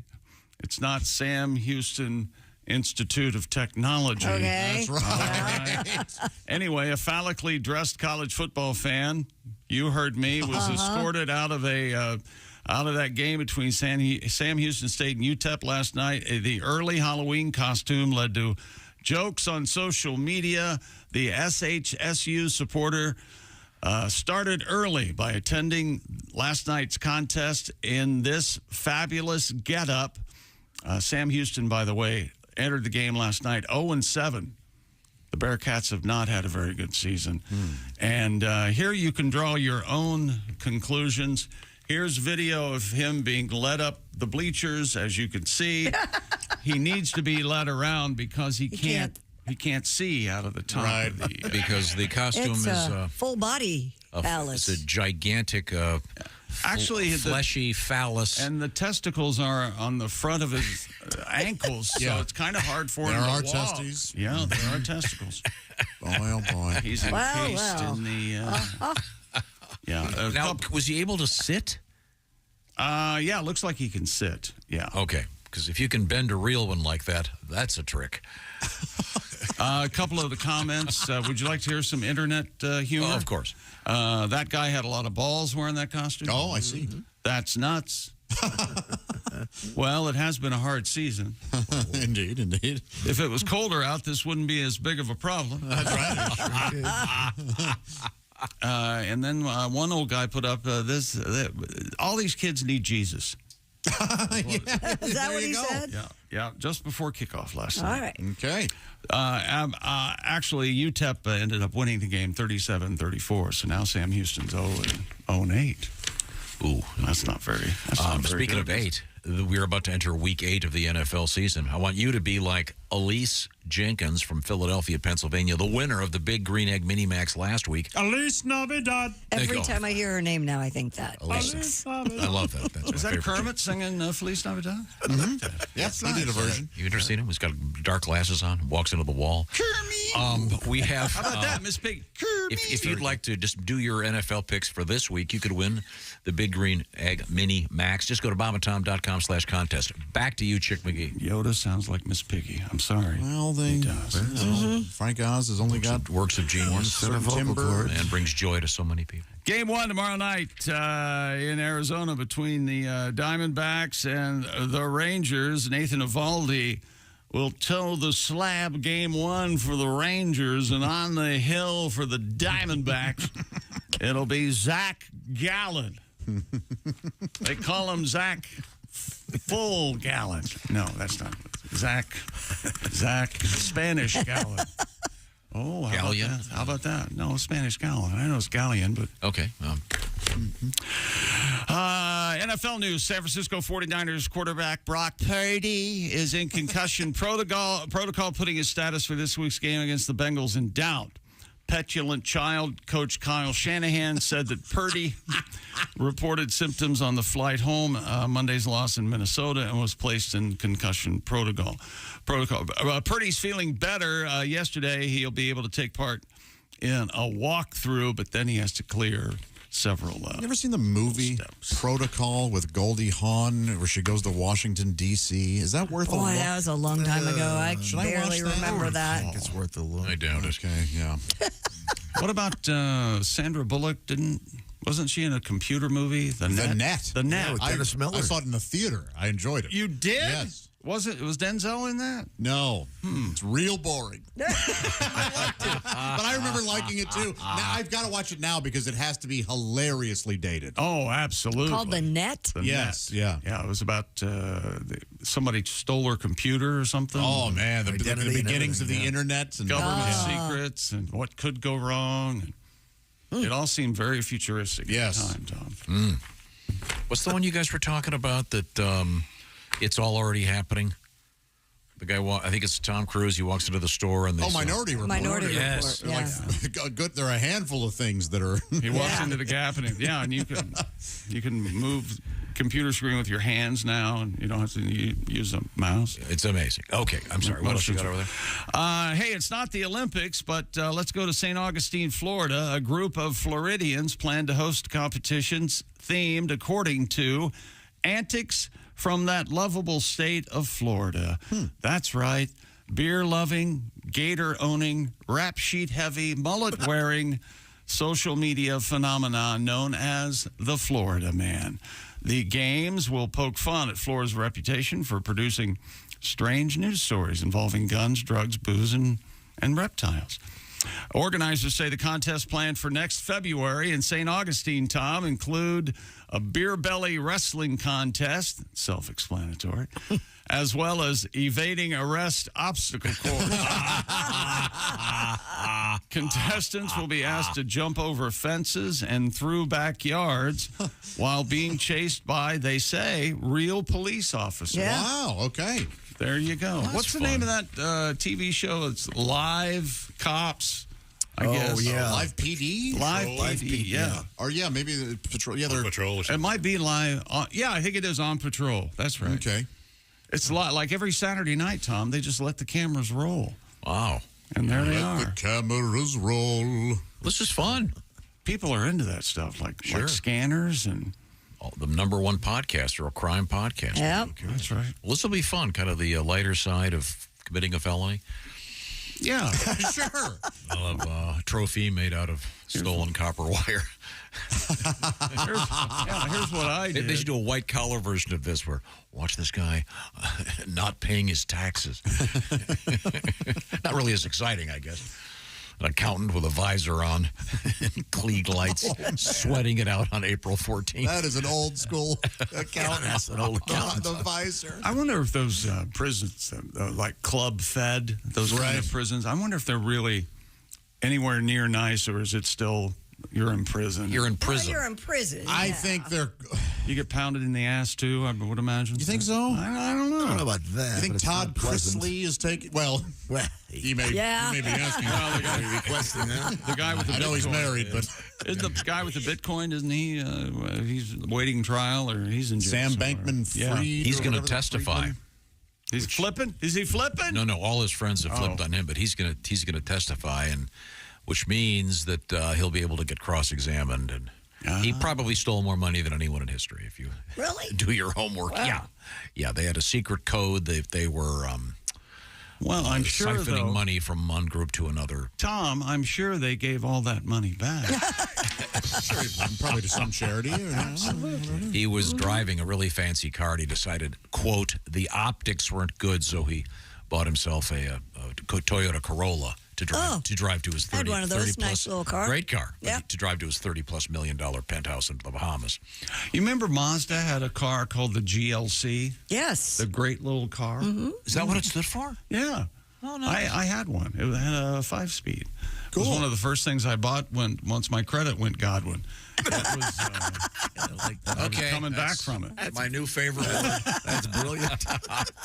so sorry, Pat. That's when I was so proud that I was renting a TV because I'd never missed a payment. And the guy told me, well, renting anything is a red flag. Oh, really? Oh, I didn't know that. They told me. Mazda makes some very nice cars. Yes, they do. No, they have the Wankler. The Wankel engine. Wankel? Wasn't that wasn't it called a Wankel? Yeah. Josh, you know this. Wanking off, that's where they got the idea for the engine. Is that when you... It kind of sounds like what I manipulate my own penis to recreate intercourse, even though there is no other person present. Sometimes you use visual stimulation. Other times memories. You go with the memory, You just shut your eyes and file away. And spank. Wow.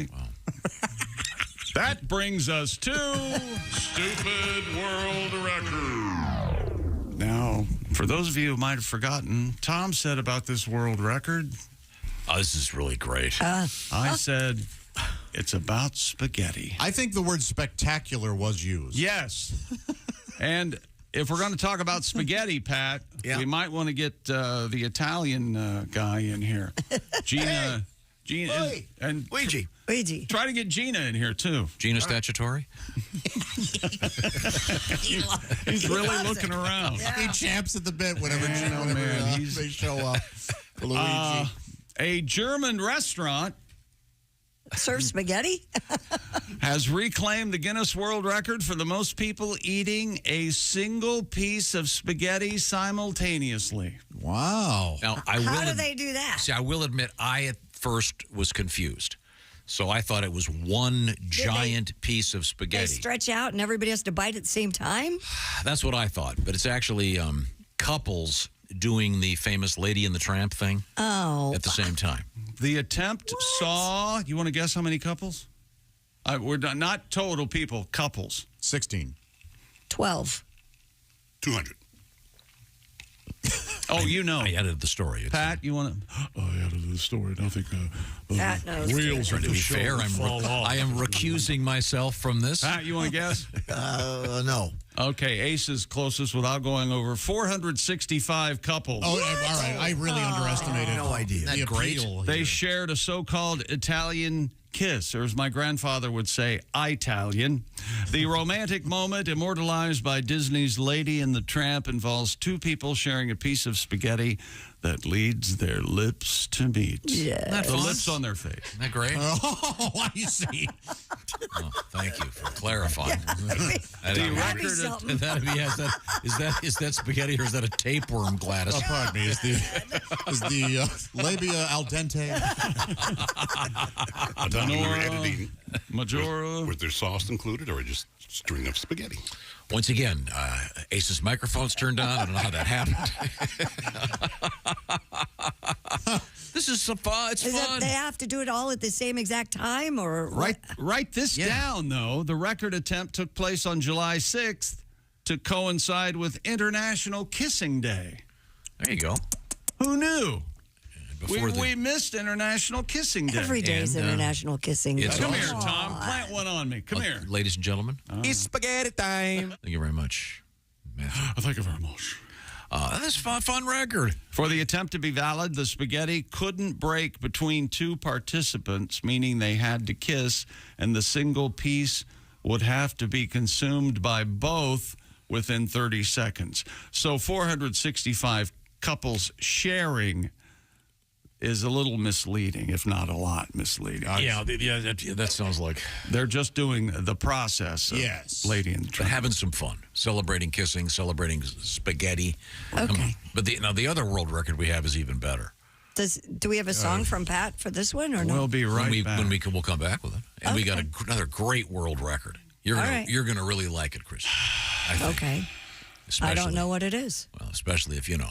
They say gentlemen with this also have a very large... we'll find out about it. It's huge. Yep. The world's biggest, as a matter of fact. This is the Bob and Tom Show. Thanks for listening to the Bob and Tom Show this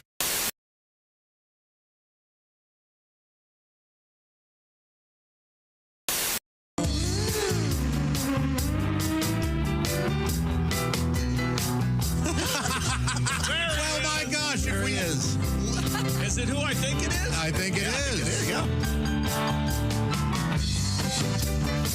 go. Looks to me like he's wearing a bright orange. Wait a minute. Ladies and suit gentlemen, coat. he can't hear me yet. Put your headphones on, you giant jerk. Looks to be the one and only Dick Mango!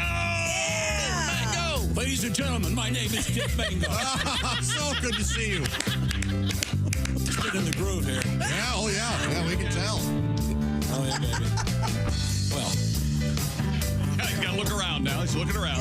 All right, Tom. is this on that tube thing? It is, yeah. YouTube, yeah. YouTube and a KY jelly. Oh, Dick. Start with a joke. That's what it's for, buddy. You tell me when to go there, Dukas. I tell you now, Tommy. Dukas. Here we go. I was working in the lab late one night when my eyes beheld an eerie sight. For my monster got up from his slab and rose, and suddenly, to my surprise, He did the mash. he did the monster mash. The monster mash. It was a graveyard smash. He did the mash. It caught on in a flash. The mash. He did the monster mash. From my laboratory in the castle east to the master bedroom where the vampires feast. The ghouls all came from their humble abodes to get a jolt from my electrodes. They did the mash. They did the monster mash. The monster mash. It was a graveyard smash. They did the mash. It caught on in a flash. They did the mash. They did the monster mash. The zombies were having fun. The party had just begun. The guests included Wolfman, Dracula, and his son. The scene was rocking. We were digging the sounds. Igor on chains, backed by his baying hounds. The coffin bangers were about to arrive with their vocal group, the Crypt Kicker 5. They played the monster mash. They played the mash. It was a graveyard smash. It caught on in a flash. They played the monster mash. Out from his coffin, Drac's voice did ring. Seems he was troubled by just one thing.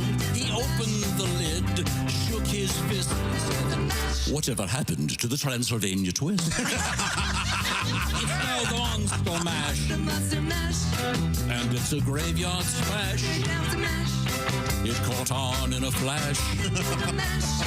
It's now the monster mash. Now, everything is cool. Drax is part of the band. And my monster mash is the hit of the land. For you, the living, the mash was meant to. When I get to the door, tell them, Boris sent you. Then you can monster mash. The monster mash. And do my graveyard smash. The monster mash. You'll catch on in a flash. Then you can mash. Do the monster mash. Easy, Chick McGee. You impetuous boy. Joshy, take your hands off that pizza and out of your pants. Christy Lee, boobs back in the brassiere. And who's the sexy one with the bouffant? Oh, that's Ace. Oh, and there's a lovely lady, too. Make me a frittata, bitch. I must go. You forgot me again. Who? Pat Godwin. You owe me money. Ladies and gentlemen, my name is Dick Mango. Dick Mango, ladies and gentlemen. Happy Halloween. Thank you. Fantastic. Lovely surprise. Dr. Duke Tomato and the Power Trio.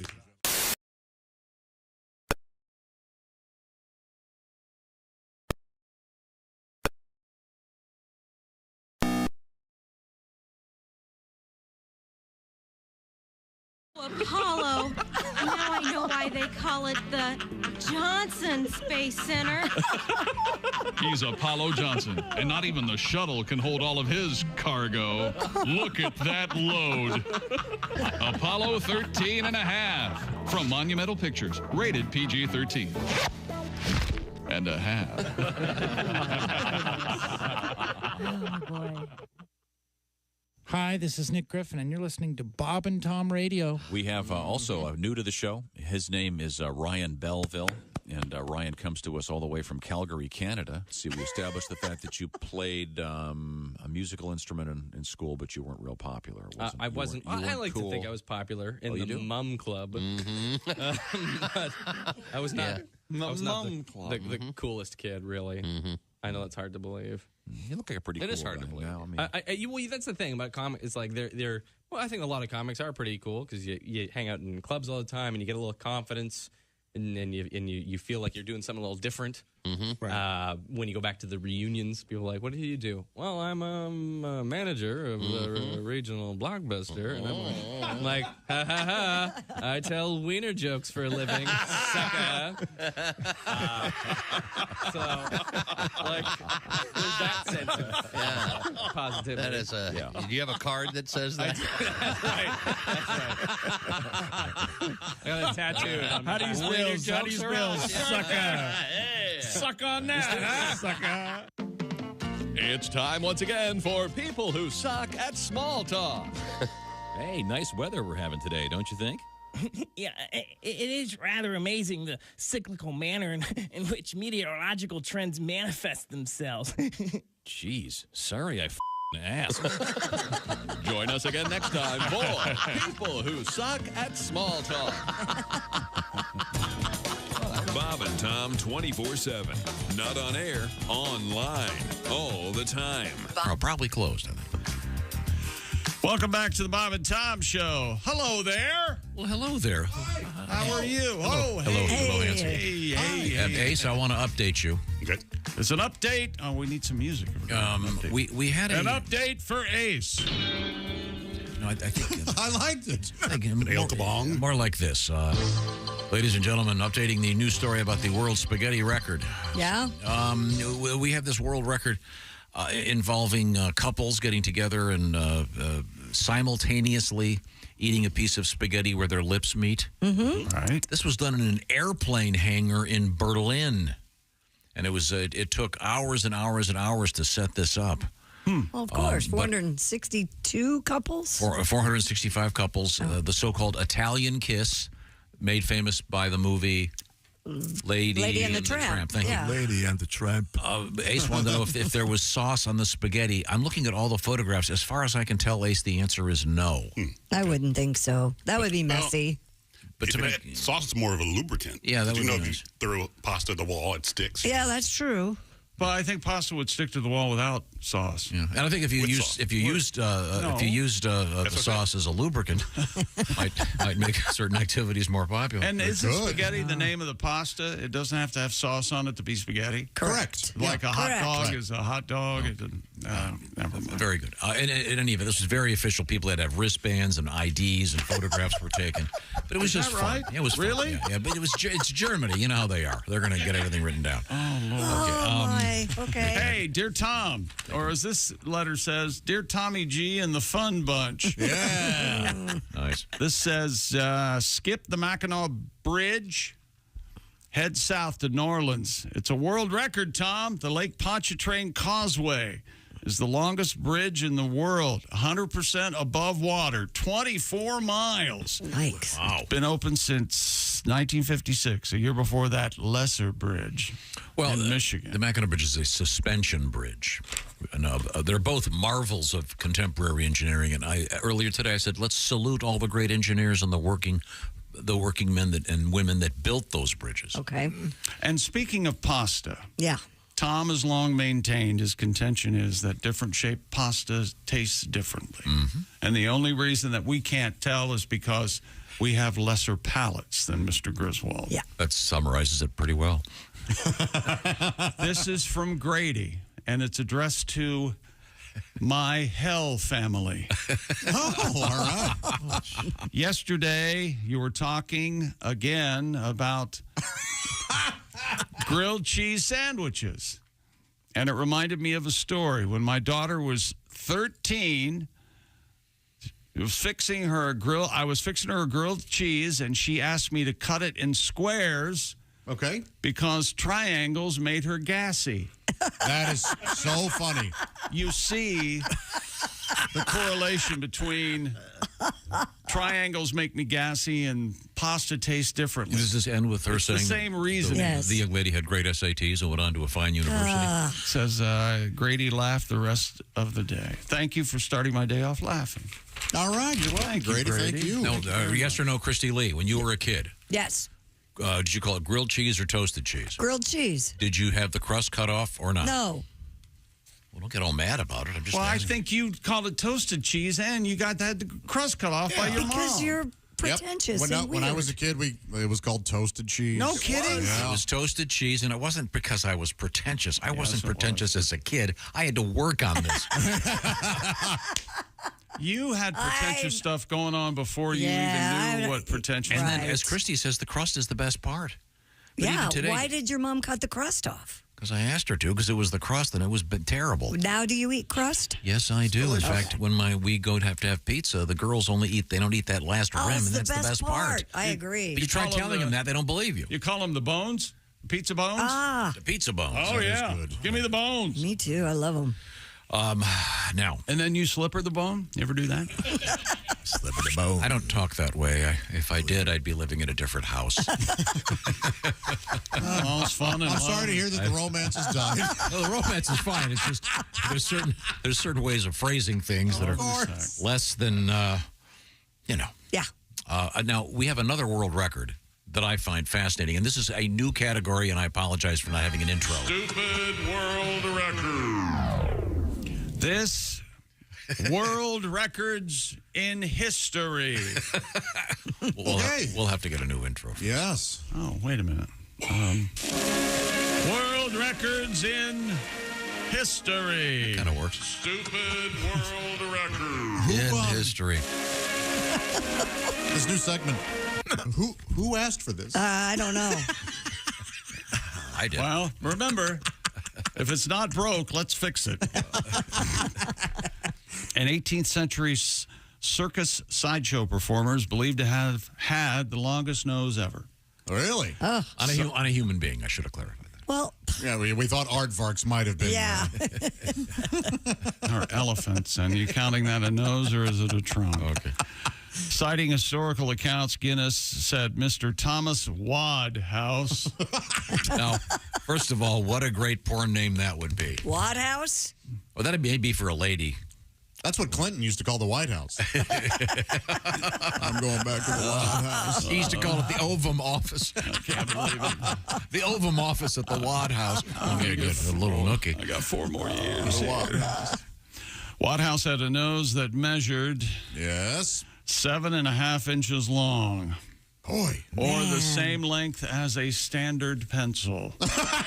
And he was a circus performer, you say? And have you, let's see. Thomas Wadhouse. Let's take a look at this. Isn't that amazing? No pictures exist of him, but there is a wax figure of him. It's astounding. In England. Oh, come on. Yeah. That's not It was real. clearly some deformity. Yeah. This is not just a man with a large nose. This is a real. That looks like a It's a nice hat. phallus on his face. Yes, it looks like he has a huge male member on it his does. face. Wonder if his male member. That's what they say. The bigger the nose, the bigger the. I wonder if they were comparable. Chick with a nose this big. How do you think this guy smelled? With his nose. Oh. Awful. Oh. Is awful. Yeah, that's okay. I mean, it's 7.5 inches. His nose is almost a foot. Yeah. That really is. They can both run. 10.5. A few writings about Thomas Wadhouse exist. All suggest the same thing. Wadhouse was no great thinker. They also wrote of Wadhouse and his famous nose in 1896, a publication called The Strand. Do the Strand. A little bit of Roxy music, ladies and gentlemen. If noses were ever uniformly exact in representing the importance of the individual, Wadhouse would have amassed all the money and conquered all Europe. but Wadhouse's large nose was not indicative of any great abilities. Either his chin was too weak or his brow too low, or nature had so exhausted herself in the task of giving him this nose that they forgot to endow him with brains. Oh. This says despite the large size of his nose, Wadhouse's nostrils were underdeveloped, with a single tubular nostril extending to the end of his nose. Oh. Are you kidding me? So like an elephant. Like a straw, yes. But this was in England, so this probably distracted from his bad teeth. Oh. Got that going. That's true. When we come back, what do we have when we come back? Do we have more sports? We can talk about the biggest dump, maybe. I don't know. Okay, the biggest dump? Okay. Maybe we play the... Christy Lee, what have you got? Do we have a song from you, Pat? Sure. Okay. We'll look forward to that when we return. This is the Bob and Tom Show. Think you know your pro football? Then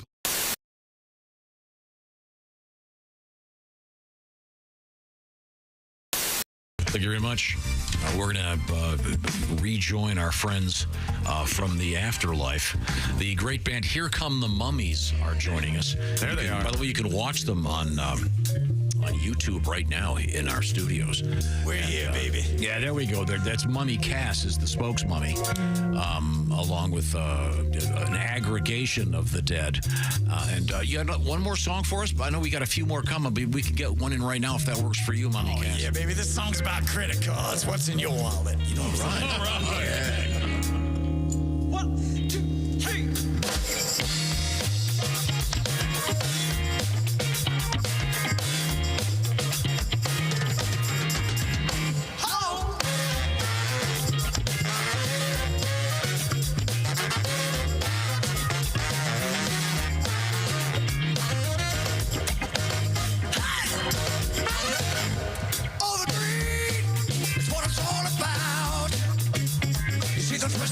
Then I get respect when I whip it out. Make a scene, wave it all around. That little magnetic strip gonna make them flip when I whip it out. Nothing else matters. No, nothing else matters. Nothing else matters when I whip it out.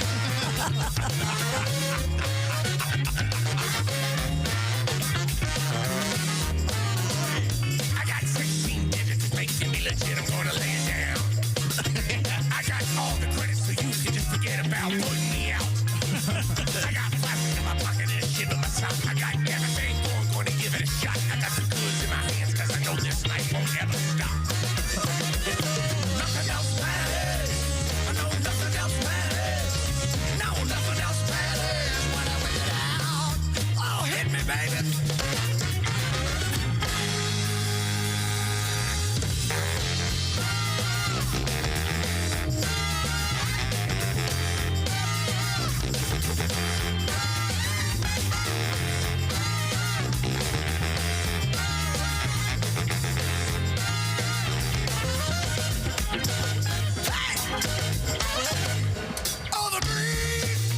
It's all about.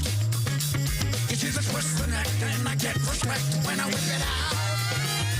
Make a scene, wave it all around. Yeah, that little magnetic strip gonna make them flip when I whip it out. Nothing else matters. No, nothing else matters.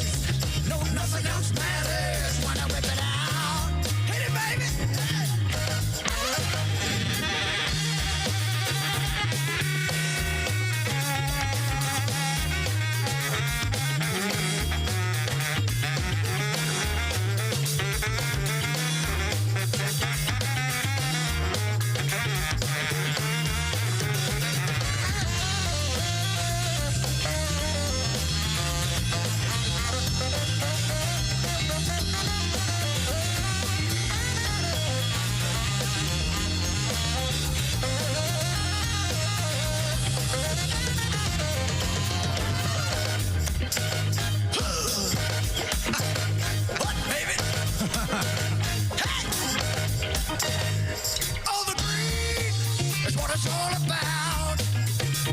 See the twist the neck, then I get respect when I whip it out.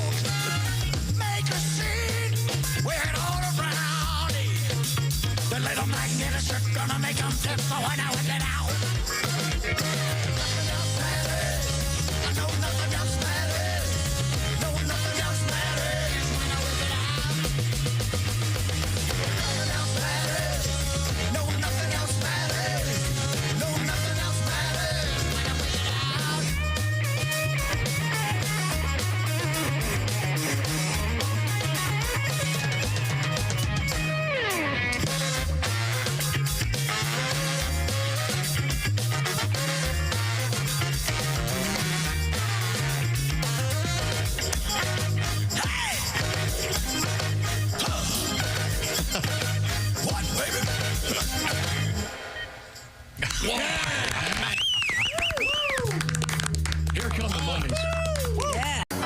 It's Josh, and of course...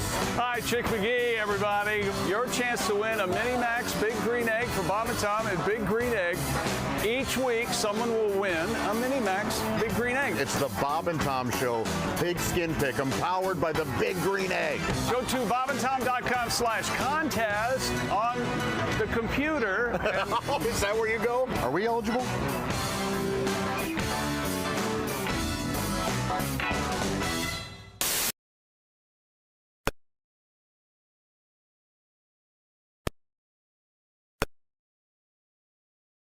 With an air pump. I thought you said you had small pox. Really? No, seriously. Really? But your feet are so big. Aw, that's cute. Hang on, I'll get my tweezers. Oh, it's like a little light switch. For a second there, I thought you had a third nipple. I didn't know they could be innies. Well, this explains your big car. You don't want to say to a naked guy. Wow, your boobs are bigger than mine. Hi, this is Mike Birbiglia, and you're listening to Bob and Tom Radio. Lowell Sanders is here with us. I'm on the road. Now, Lowell, are you a single man? Yeah, I left a wife in Detroit. Oh, okay. I see how it works. Police should have found her by now. I'm kidding. They won't find her. Man, no way. You're that good, aren't you? Are the stars out tonight? I don't care if it's cloudy or bright, 'cause I'm blind. Jeez. Essential Morning Radio. All day and all night. Really? No, seriously. Really? Bob. Hey, welcome back to the Bob and Tom Show. Josh Arnold over there at the I Hate Steven Singer sidekick chair. Hey, Trickster. There's Christy Lee.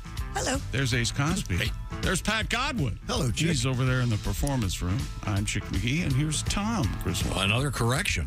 Go, man, go. Now what? Someone mentioned that there were bodies buried in the concrete when they built Hoover Dam. Yeah, like the hundreds of them. Apparently, that's an urban legend. Is that right? Yeah.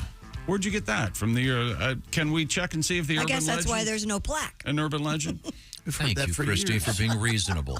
Now, there is a plaque. Who's checking the urban legend? There is a plaque at the mine where Big John held up the beam. There you go. Yeah. Here lies a big man, Big John. You're aware of that. Okay, good. Big I always heard that it was not possible for bodies to be in the Hoover Dam because as they would decompose, it would leave holes, like essentially hollow areas in the dam, and therefore that dam would have already burst. Would they decompose inside concrete? Yes, apparently. Oh, yikes! According to that, that argument. Didn't the chemical reaction that takes place when concrete hardens, isn't there like an incredible amount of heat released? And really, yeah, and it didn't cool off until last week. Oh, wow. That's weird, right? That's where the water was boiling in the lake. I think I might have that wrong, but I don't think I do. Yeah, who knows? The point is, did we get a spaghetti song out of Pat? No, we never did. What was going on in there, Mr. Pat Godwin? We called Luigi. Hold on. Come here. Luigi. Hey, it's me. I just got out of jail. Hey. It's me, Luigi Accusatore. You were visiting somebody. Charges were dropped. Who's the young lady with you, Luigi? Oh, that's a Gina Stacciatore. Oh, Gina Stacciatore. She's How old hot. are you, Gina? 23 years old. Okay, she's lying. Nice. She's seen her ID. What's going on in there? Well, I'm a famous YouTube chef, as you all know. And I got in a bit of trouble because I had mistaken identity. Oh, I remember They reading said about you. You had a tattoo and it showed up, and the cops were able to figure out it was you on TV. That's exactly right. Oh, yeah, mafia guy. Yeah, they said I was doing export-import out the back of the building, but I was not. It was all dropped. Let me sing a song. Got your accordion. Yes. Let him sing a song. I'm a chef. I'm not a trafficking cocaine. That's a powdered sugar. I flush it down the drain. I give a bribe. Please, Judge, Your Honor. This is a thing. Let's just forget it. so I can go on TV and I got my English wrong. I keep on making us spaghetti. I keep forgetting I'm in America. It's a kind of mistake. I'm on the YouTube making pizza pie. I am not that mafioso guy. I make lasagna, macaroni, and the finest rigatoni. Now I got a cellmate trying to hide his baloney. Oh, no. It hurts.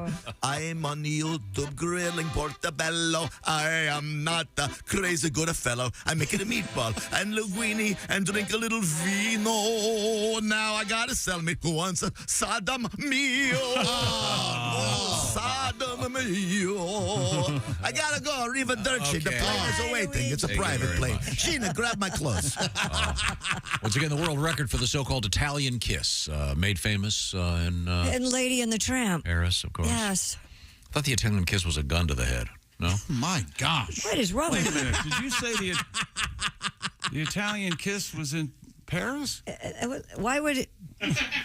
I don't remember Lady and the Tramp. It's been a while since I've seen it. No, it's in Italy, right? Rome? Are they? Why would they be eating spaghetti in Paris? New York. Spaghetti is great. I forget where it takes place. It's been a while. I'll have to watch it. I have to watch it tonight. I know they scooch the meatballs over. It's very sweet. So with their nose. Because they're doggies and they're the best. Yeah, you're right. It might be New York City, right? Maybe. Yeah. And the uncut version, you can see them humping behind the dumpster. Really? So, While the rats watch? Is that the director's cut? All his dog friends are watching. Oh, I'm so sorry. I'm so sorry I brought it up. Goodbye, Luigi. I already left. Christy Lee's right over there. That wraps up sports. That it? A tramp. Why'd they call the guy the tramp, by the way? Hobo. It means hobo. Oh, okay. It Like wasn't. the little tramp. Charlie Chaplin. Yeah, he wasn't Do you suppose anybody has trampish. a Charlie Chaplin tattoo above their gluteal cleft, so it would be a tramp stamp? Just asking. I sure hope so. That'd be funny. Boy, by the way, for the one guy who gets that would be funny, And then wouldn't it? every now and then you get a pain back there, so you have a tramp. Yeah. Or it gets moist. Yeah, Damp, cramp. Let's see.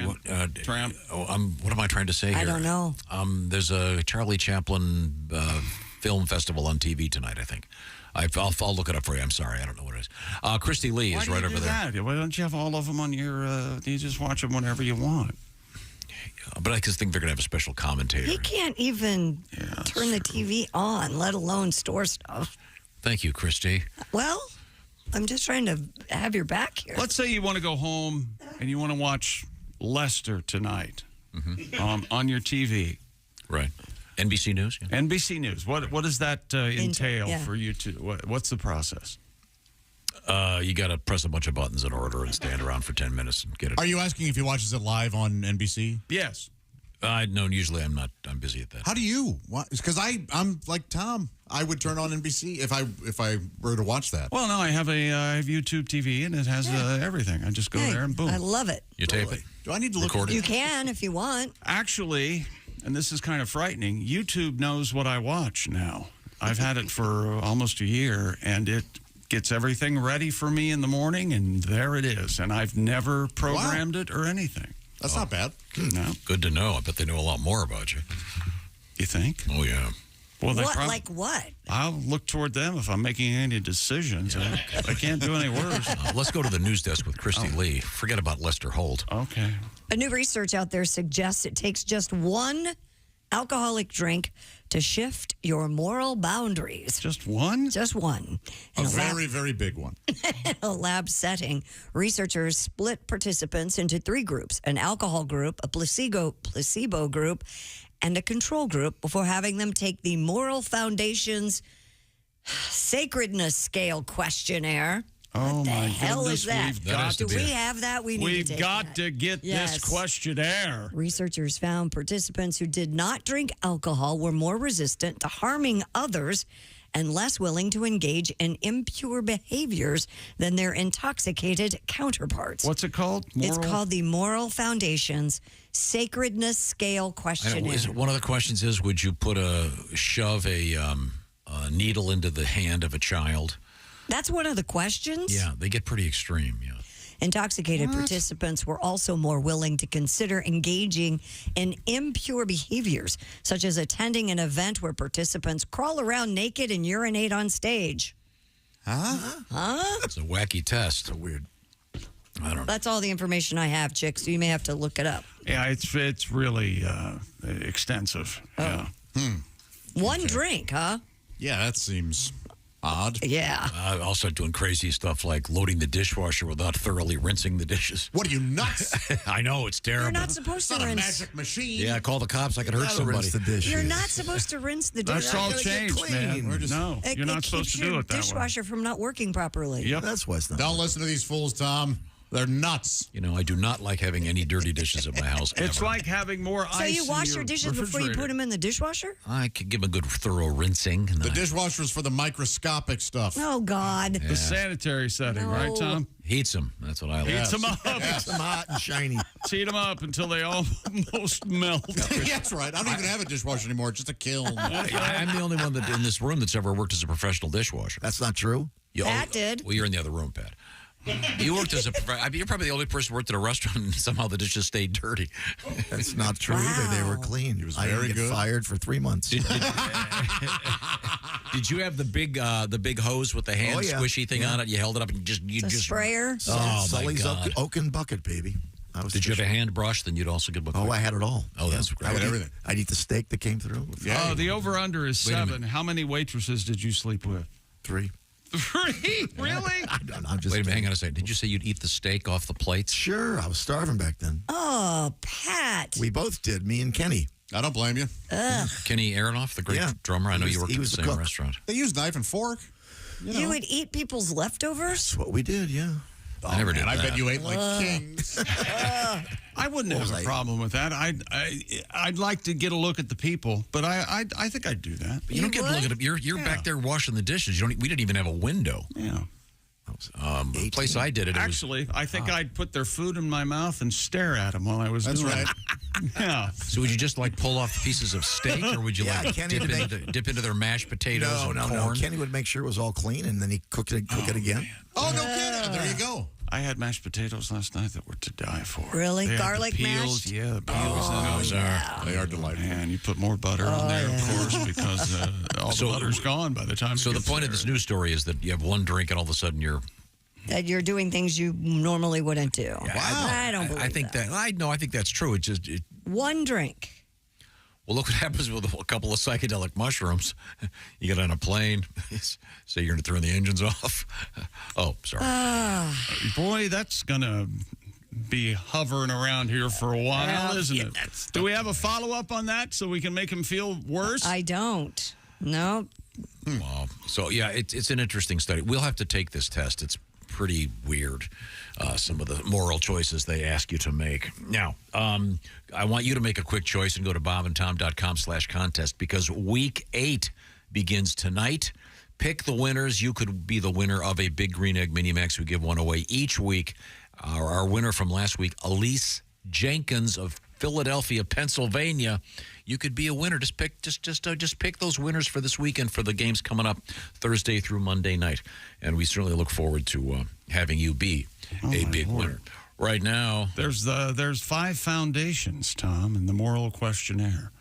And it takes the better part of a year to finish it. It looks like. Let me ask you a question about morality, if I may. Right. If I make 3, kill him. Oh, sorry. If I grill 3 butcher's cut filet mignons, yes, right, and I have guests over, yes, and I eat all 3 myself, is that bad morals? Yes, it is. It's very rude. No, you call them and cancel and invite them back when you get another delivery from Omaha Steaks. Yes. There you go. Omaha Steaks. I grilled up their, oh my gosh, they sent me their fall bestsellers pack. Holy heck. With butcher's cut filet mignons, air chilled chicken breast, gourmet jumbo franks, and filet mignon burgers. That's right, that pure ground filet mignon burger. That sounds delightful. Oh, my God. Perfect for the fall. That's exactly right. Go check out omahasteaks.com. You're going to get 50% off site-wide. It's their semi-annual sale. That's half off all your favorite tender, juicy, extra-aged steaks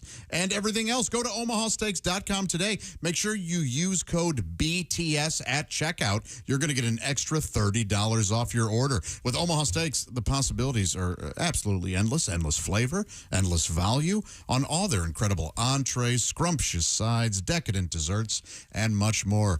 They also sent me some Polynesian pork chops. Ooh, that sounds good. Yes. Boy. All of them backed with their 100% unconditional money-back guarantee. And again, 50% off. It's their semi-annual sale. Go! omahasteaks.com. Shop all your delicious favorites for half the price. And do not forget to enter that code. It's BTS. Put that in at checkout for an extra $30 off. But hurry, please. This semi-annual sale is only for a limited time. Minimum purchase may apply. Visit omahasteaks.com for details. And it makes the greatest gift if you have someone out of town, you want to get them a terrific gift. Don't get them a tie. Looking at you, a doily and a tie. No, get him some steaks from Omaha Steaks. Tell him the Bob and Tom Show sent you. Coming right back with our friend, comedian Al Jackson. This is the Bob and Tom Show. Hi, this is Larry Reeb, Uncle Lair. It's a sick world.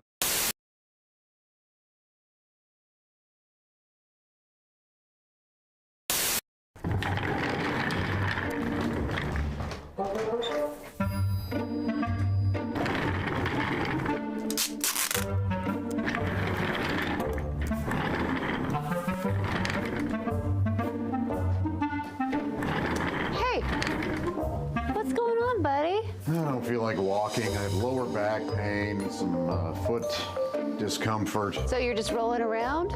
Yeah. There are better options. You need to try orange insoles. Orange insoles? Yeah, check those out. Proper support for your feet. You're going to have arch support. It's got that deep heel cup. These do feel better. All right. Who needs you? Not me. Orange insoles will help you feel better and do more, guaranteed. Get your orange insoles today and step into a world of comfort.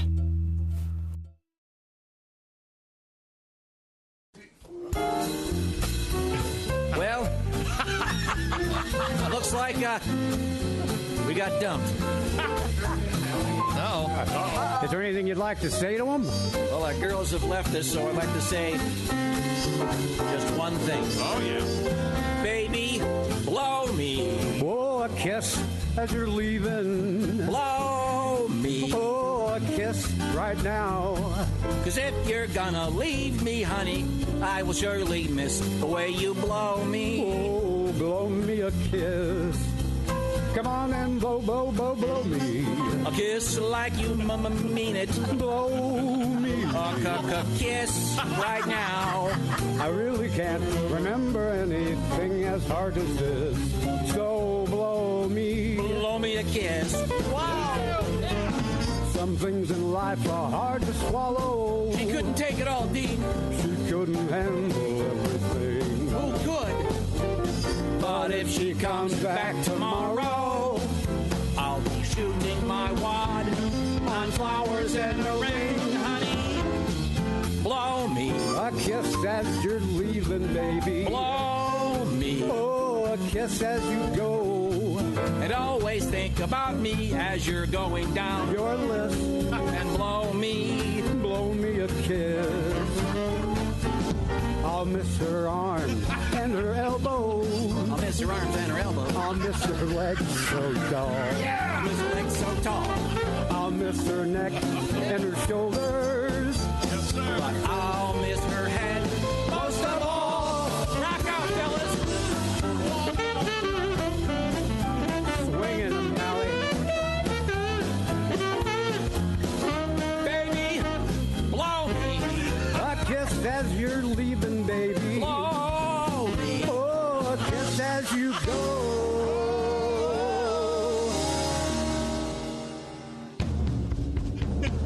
And And if you wanna come home, honey, that's okay. Just grab a hold of this and baby, blow me. Baby, won't you blow me? Blow me a kiss. Oh! Hi, Miss Malcolm. Oh, Pally. I'll miss your arms and your elbows. Woo! Fantastic. Bob and Dean Tom Jerry. Band and Orchestra. Amazing. Thank you, Dean. Thank you, Jerry. Oh, that's fantastic.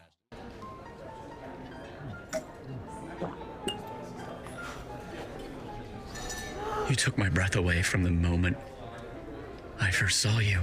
Will you marry me, Dolly? She said yes! She said yes! It's not a real person. It's not a real diamond. Real, natural, earthborn diamond. For your real love, from a real jeweler you can trust. Steven Singer Jewelers.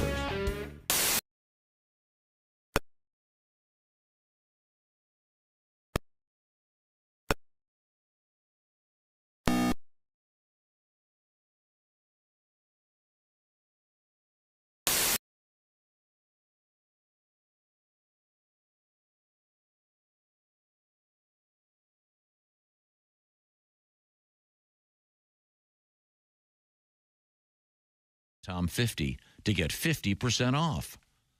Think you know your pro football and want to put your knowledge to the test? Then play Pigskin Pickem every week at bobandtom.com. This is your chance to win a Mini Max Big Green Egg. Just pick the winners of this week's pro football games and you could win a Mini Max Big Green Egg. Head to bobandtom.com/contest and play Pigskin Pickem. And don't miss the Chick McGee Shoe-In of the Week, Thursdays on the Bob and Tom Show.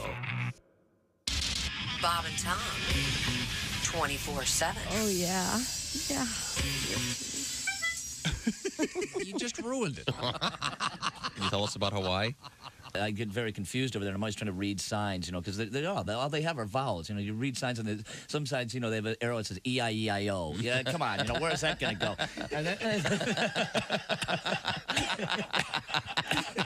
Obviously to a pineapple farm. Yeah. Welcome back to the Bob and Tom Show. Perhaps this is the time we get another song out of Pat Godwin. I don't think so because we got Al Jackson, and you can't and you can't talk to Josh. Son of a gun. Why not? Why? You can't talk. You heard what he just said. Yeah, I know. He goes, I need another 2 minutes. I did, man. Well, you can take 2 minutes. We'll wait for you. Go ahead. Right on. Go on. Oh. No, we have Al. I'll take 8. Wow. Hey, ho. I thought he was here already. Not sure how to take that. Well, we're going to be joined by comedian Al Jackson. Oh, there he is. Tom has to learn what to call the police now. That's right. Now, I have a question for you, Al. First of all, I have 2 questions. You're not wearing any glasses. Oh, Lord. What's happening there? I know. I thought that was weird. Yeah.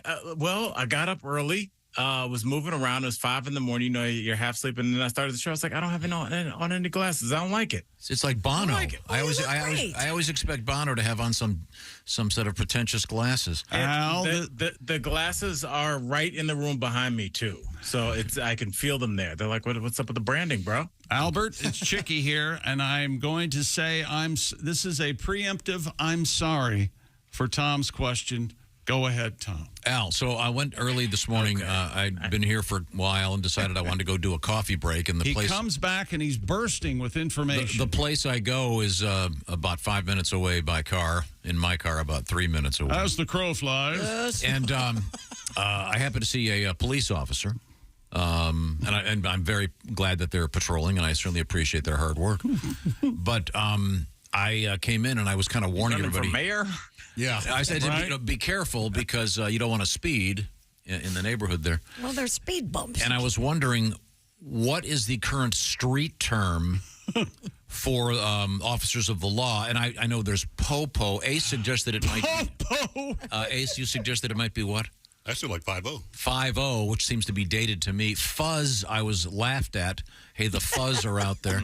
Do you happen to know what the current street lingo is for the fine people from the police? Now, don't take this the wrong way, Al. He's only asking you this because you're black.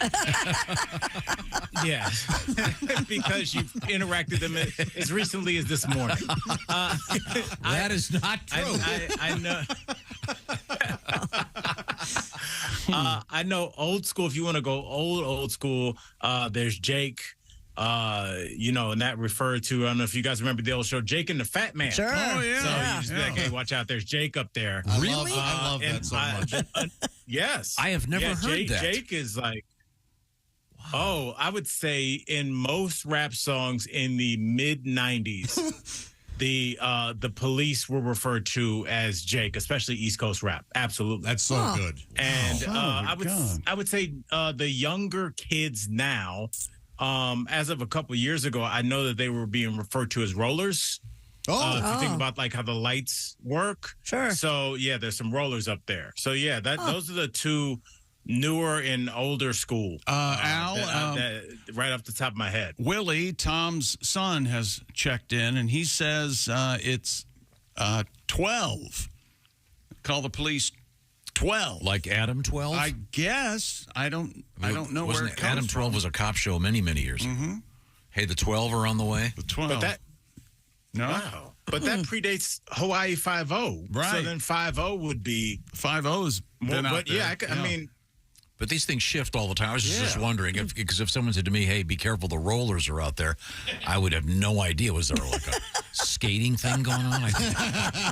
The Bay City rollers? It does sound like women's roller derby. Yeah. Yes. A-T-U-R-D. There's always an around. Oh, and I wanted to ask you this, Tom, before we get started, because I had this thought. I'm 46, and I always say like, I feel like there's nothing I can't do, and the world's wide open to me. But then I always thought immediately I started thinking about things that I can't do. And one thing I was like, I can't do at 46 is I can't ask a guy or anyone how old their daughter is without it sounding creepy. Yes, it kind of is true. It's like, Josh, like just ask Christy, look at her and ask her how old her daughter is and see if you can ask without it being creepy. What I end up doing, Al, is especially with Christy, is I make it creepy as a joke because I know that it seems sort of creepy.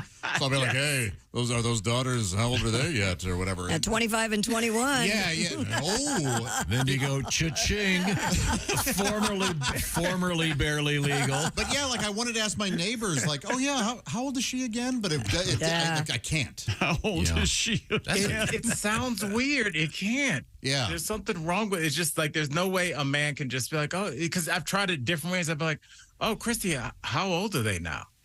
25 and 21. Yeah. It just sounds creepy. It's just like no matter how you come at it, it's just weird. Yeah, it is. You raise a good point. Thank you very much, Al. Al Jackson is part of the That's daily... what I want to do as a comic, Tom, is raise good points. I want to be poignant. Authoritative, informative. It's Al Jackson. Yes. Watch out is for Al funny? No, but watch he's out for direct. the popo. No. I mean, you're making a valid point. It's, Watch out for the popo. Greg Warren has a bit where he said his buddy had a picture of like his 18 or 19-year-old daughter. It was like, hey, look at her. Isn't she a looker? And Greg was like, is this a sting operation? I can't answer this. Yeah, you can't do that. Yeah, my daughter is already basically a grown woman, and I just when we go places now, I can feel the eyes on me. Oh. Where everybody is just like, you dirt bag. Go find a girl. The difference is so, like, you can feel like when you go to a restaurant and the hostess is like, really? OnlyFans? Really? Yeah. That's how we're doing it? It's a very, you just think that it's weird that that's people's first reaction rather than like a father and his daughter. It's just like, oh my God, y'all are getting it on. It's a testament to how good you look. Yeah. But my 25-year-old got hit on by a guy in his 40s, and she was grossed out to the max. She was like, what the heck was he thinking? I was just saying hello. I thought perhaps I'm always curious the about Ferrari would get her loose. But like, so Christy, does your daughter know who Tom Cruise is? Oh, yeah. Does he mean the same to her generation as mine? Ours? They love Tom Cruise. They've watched that Maverick movie at least 10 times. See, he's a man of a certain age. So what if Tom... How old is Tom? 50-something? What if Tom Cruise slid in those DMs? Tom's almost 60. That's a good question, Al. Say it again. What if he slid in those DMs? Did it only what gross if Tom her out? Cruise slid in your daughter's DMs? Right. Well, I don't know. And the larger point is, was she only grossed out because he wasn't that attractive. Maybe, I don't know. Brad Pitt is what, 51 or so? Who knows? Older than that, yeah. Okay, yeah. Well, isn't She's he? not going to be mad. Every time I see him on a boat, they're doing fine. Well, isn't Brad Pitt the one dating Gigi Hadid now? It's Brad Pitt or Bradley Cooper, one of the two. Oh, I don't know. And my kids were like, "Oh my gosh, he's like 20 years older than her," and I go, "It's Brad Pitt." No, now, Christy, for the distaff side of things, Cher's. We just said, by the way, Cher has a Christmas album coming out. You took the words out of my mouth. You may want to rush to the store. Cher's boyfriend's 40 years younger than her. He's 37, she's 77. Yeah, see, I took one look at the guy and said, wait a minute, he's got facial tattoos. I'm out, Cher. Well, you're not dating him. That's correct. Isn't there a Tom, what do you famous think's going on there? Isn't there a famous bit from Saturday Night Live? Burt Reynolds is hosting, and he goes to this fan's house, and he goes, "Okay, I want to tell you that I'm really excited about being here, but I'm going to take your daughters out, and I'm going to bang them." He's just totally and the mom and dad is like, "Oh, that's so exciting!" I need to correct my T. It's Brad Cooper and Gigi Hadid. But yeah, the girls were like, "Yeah, but he's Bradley Cooper. I'd go out with him." You're right. So maybe it depends. You know, Al? Christy, you yes. Al, you I don't think age matters anymore, does it really? You got a couple of gray hairs there, Al. Now, have you been mistaken I'm for a little weathered. I look like a professor. You've got some younger kids. You been mistaken for Grandpa yet? I get that. Whoa. You can imagine I get that all the time. All the time. Yeah, of course you do. Yeah, I could No see offense. that. That's Yeah, a day. Yeah, I mean, shout out. Look, Tom's got a strong swimmers, and you have kids younger, and just so that speaks more to your virility. But yes, I do think being when I get the grandfather for the first time, because you know what it's going to be? It's going to be on a day when you weren't expecting it. When you're just like, okay, I got to do Bob and Tom, now I got to run to Home Depot, and then like somebody calls you a grandpa, and it just derails your life. You're just crying at 7 o'clock in the morning in traffic because just you're not ready for it. When you actually become a grandpa, yes, call me grandpa all day, but when you're not one, it really throws off your perception of how you present to the world. So I don't know. I was just going to ask Christy really quickly before we get to the words with Cher. Yeah. Okay. Obviously, you were the only one blessed with the female form. So with a beau 40 years you're younger, physically, if you're 70, which you're not, but thinking about the age, would having a young person on top, would that hurt? Seriously, right. I'm thinking it's like 70 something. Wouldn't that just somebody 30 years younger than you just I would even think as a dude, when if I could break having a chick on top of you. I don't know. Yeah. We're talking about just. I just remember the day. Do you remember the day when you thought, man, I'll never be able to sleep with that ever again? Do you ever have that thought? What? Like, because they're too, Yeah, because they're too hot, or they're in their 20s, or whatever it is, and you get to be an age, and you're like, ah. So good for Cher. I think it's awesome that she's dating somebody that young. Good for her. Whatever. Hey, you know what? You can say what you want and all the, and I've been known to be full of, what, from time to time where you go, those 20-year-olds, boy, I don't know how people deal with them. And then you see a 23-year-old and you're like, okay. I get it. There is something to just being, a new model rolling off the factory line. I get it. Shout out. It's like Christmas, Al. Al Jackson 2023s, boy. Al Jackson is one of the featured performers in the Daily Blast live on a computer or a television near you. Al is also my consultant when it comes to street lingo. I'm trying to get a little bit hipper, and I have learned that, hey, watch out for the rollers. They're out there. Yes, we learned that right off the bat. Okay. And Tom, we need to talk about a word that you also need to be on the lookout for. And I'm just going to tell you guys this. I know it's getting late in the year. This might be one of my top 3 favorite words of 2023. Tom, what is a mentee bee? Ooh. A mentee? I love bee? This word. Is it just MENTY space Mentee B? Something that was meant to happen? Like it was meant to be? Is it just kind of a lazy way to say that? No, but I love that. Mentee no, that's really actually a great way to look at it. That's not right, but I love that. Wow, a mentee bee. Anybody have any ideas? I have no idea. I'm I've going to never guess heard it. Mercedes-Benz. Oh. Yes, Josh. Mercedes-Benz? No, but that's really, you guys had two really good ones. I'll just say this. Here's a big hint. We have been inundated as a culture about its freaking awareness. Minty B. What's that? Mental benefits? No, mental breakdown. Oh, okay. So you would just be like, yeah. So you'd just be like, I don't know why Josh kicked us all out of his house. We were just playing cards and we got a little loud and his wife said one thing, but if he wants to have a mentee B about it, okay. So it's just kind of like a little. It's very good. Huh. Isn't it a great word? Yes. I don't having a mentee B about this. I don't know if we should have slang words for serious mental illness. You're kind of right, Trick. Yes. Because I've always objected, Al, as a comedian, you know this, that so many nightclubs are named after mental illness in a kind of a slangy way. But Mentee Bees would be a good name for a comedy club, but as opposed to schizos. Yeah, wait, what nightclubs? Schizos? He meant comedy clubs. You know, comedy clubs. You know what I'm talking about. You know the Looney Bin, Al? Yeah, the Looney Bin crackers. Looney Bin, yeah. I'm sure you've played it a few. Although my favorite was always Sir Laughs a Lot. I love that name. Well, that's named after a medieval. Whoever came up with that was really proud of that one. Dr. Grins. Yeah, there you go. Al Jackson is a very fine stand-up comedian, one of the hosts of the Daily Blast Live. He also has an album out there. You can grab that, listen to some great live stand-up comedy with Al. Boy, I bombed so hard at Dr. Grins once. He was sued for malpractice. Well, you'd have to lean into it, right? Dr. Grins is... There'd be nurses there, and the waitresses, the servers would be dressed up like nurses. Yeah. Doctor, welcome to Dr. Grins. The examination will start shortly. Al, how do they find your album?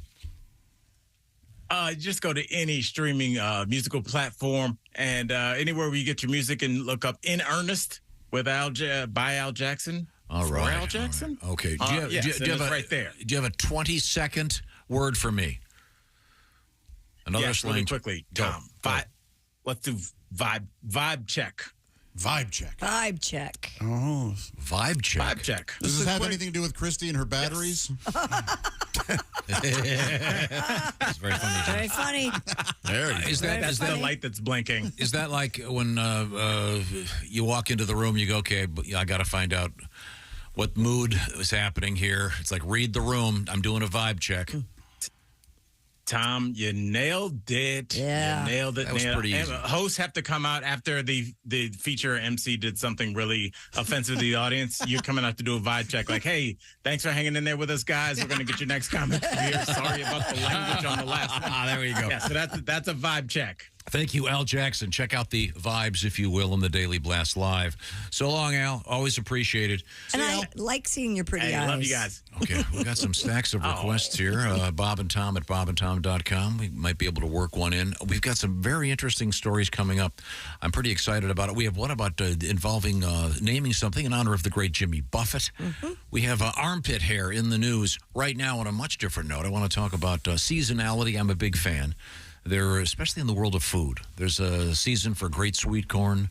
There's a season for great tomatoes. There's a season for everything, and that's what HelloFresh, they're in that group of people that recognize that, the importance of great fresh food and fresh ingredients at the right time. What is HelloFresh? Well, it's America's #1 meal kit. It's all about saving you a ton of time this busy fall season. They do the grocery shopping. They do the measuring. You put it together. What are you looking at over there, Christy Lee? Oh, this is the sesame soy pork bowls. This would be great if you're busy on a soccer night. It only takes 5 minutes to prep, 20 minutes to cook, and it's 4 easy steps, and you've got meal on the table that looks so wonderful. It has sriracha mayo, cilantro, crispy onions, and beautiful pork. Yum.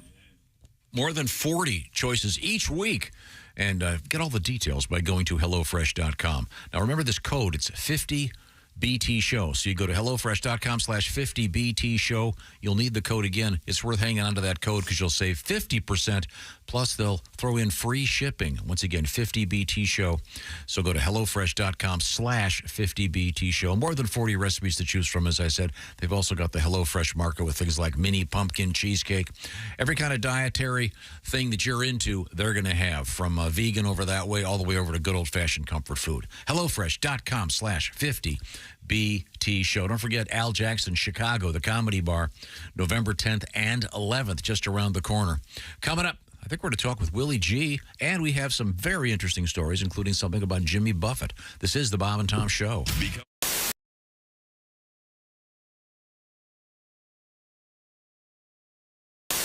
With us in the studio now, two comedians. We are joined by Jimmy Pardo.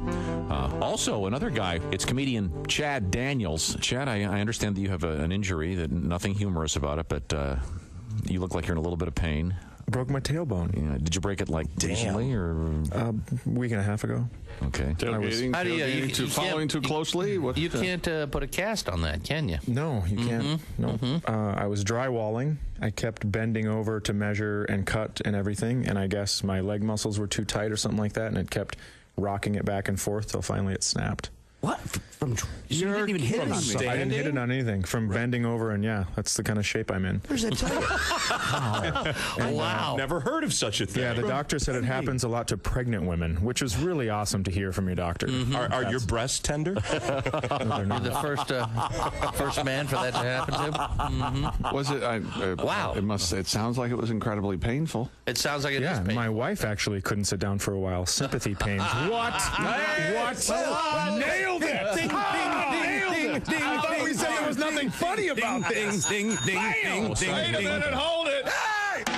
Yeah! Hello, Friday morning. Hello. Yeah. It's time for the air base.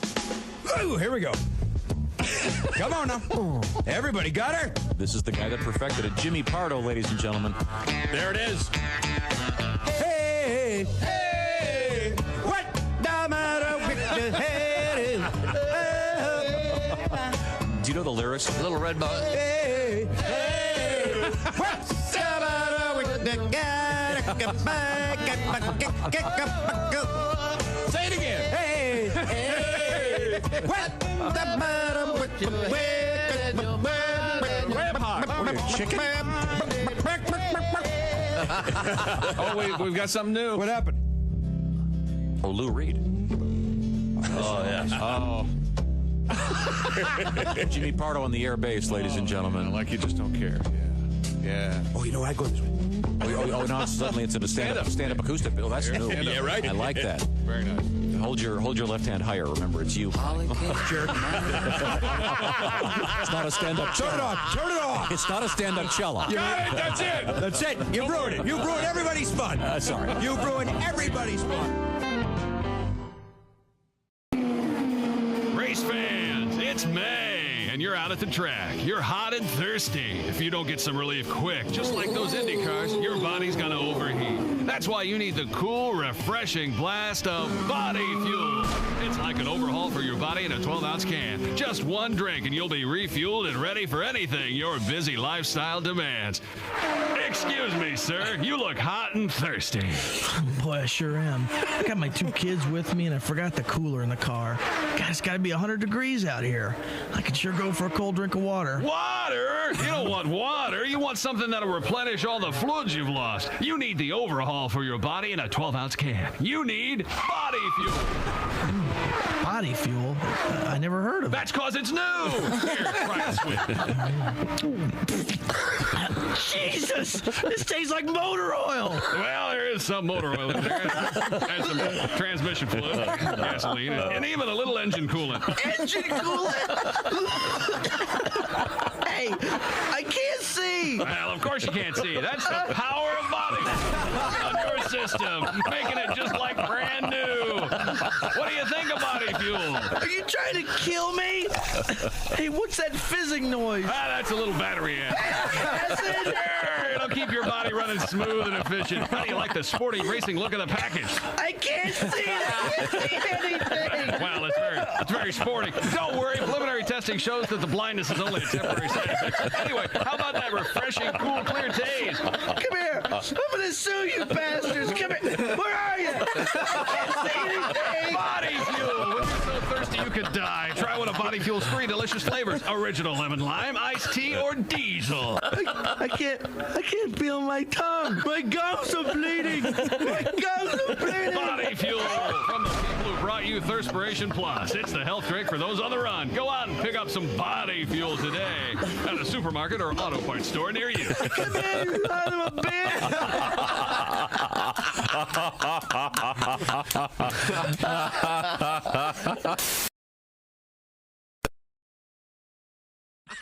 Harvard's man there, of course, is Chad Elmhurst. Chad is an academic All-American at Harvard, majored in physics with a minor in mathematics. And Bob, they tell me he's actually graduating a year early.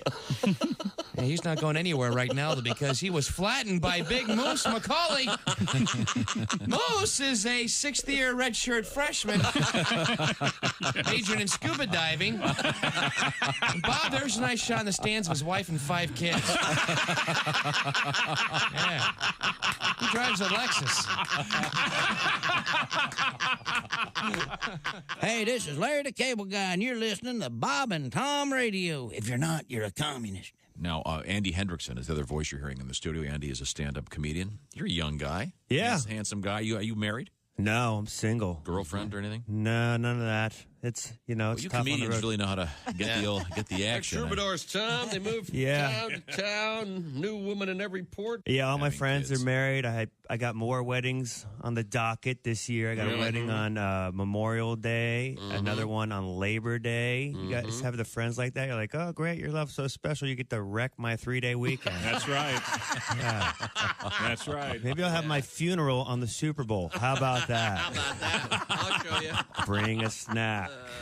Like, you can't get a regular cheeseburger in L.A. Like, if you get a cheeseburger at a restaurant in L.A., it's always a burger that was happily raised by the owner's barber, Jeff, spelled Geof. Of course, yeah. I just want a cheeseburger. I want a burger made from a cow that was born and raised to be a burger. All right? I don't want a burger with dreams or hope. I want a burger that knew the deal. And I want a cheese that is 40% plastic. All right? I want a cheese that when I poop it out, I poop out a keychain. You're listening to Bob and Tom Radio. You're so weird. You have no idea. Essential Morning Radio. This is Bob and Tom Radio. Excited about that, of course. And welcome back to the Bob and Tom Show. Howdy do. Thanks for joining us. You're welcome. As always, we have a lot going on. Christy Lee is buffing her wedding ring over there. No, I was putting hand lotion on. Oh, okay. Sorry. Don't want it to slip off. No. Okay. God, no. Josh, you're closest. She's putting on hand lotion. You know me. I need the friction. Oh. Huh. Okay. Now, a couple quick things. I forget why were we talking about Charlie Chaplin? Because there's a big movie thing. That's on Turner Classics, I think, tonight. We're talking about some of his movies. Because of... Oh, the mustache? Yeah, because of the Jetsons, because we had an email earlier. Mr. Spacely has a Hitler mustache. But right now, as promised, we like to occasionally bring up the mood of the world. Yeah? With a little bit of a celebratory comedy. Who's that sexy man with a deep voice? Ace Cosby, here he is with his joke of the day. Hey, Chick. Yes, Ace. I've been getting ready for Halloween, watching all these horror movies. I've been watching a lot of Frankenstein. Did you know he eats a lot of cheese? Frankenstein eats a lot of cheese? You know what his favorite cheese is? No. Munster. That was Ace Cosby's joke of the day. And why wouldn't it be? Right now, Omaha Steaks is having their semi-annual You sale. can have a cheeseburger. 50% off at omahasteaks.com. You're exactly right, Christy. It's that perfect time to grab all your fall grilling favorites. Plus, when you use our code BTS at checkout, you're going to get an additional $30 off that order. Minimum order may be required. Thank you, Omaha Steaks, and thank you, Ace Cosby. Delicious. We now turn to Christy Lee at the Bob and Tom News Desk. An online content creator says she makes $9,500 a month simply by showing off her armpits. Good for her, man. Ms. Fenella Fox, I'm sure that's real, claims to have over 1 million followers, and she posts photos onto Instagram and OnlyFans, and they simply show her unshaved armpits. Let's take a look here. Fox, who said she has also stopped wearing makeup and styling her hair, began posting her body hair online because she was fed up with female beauty standards.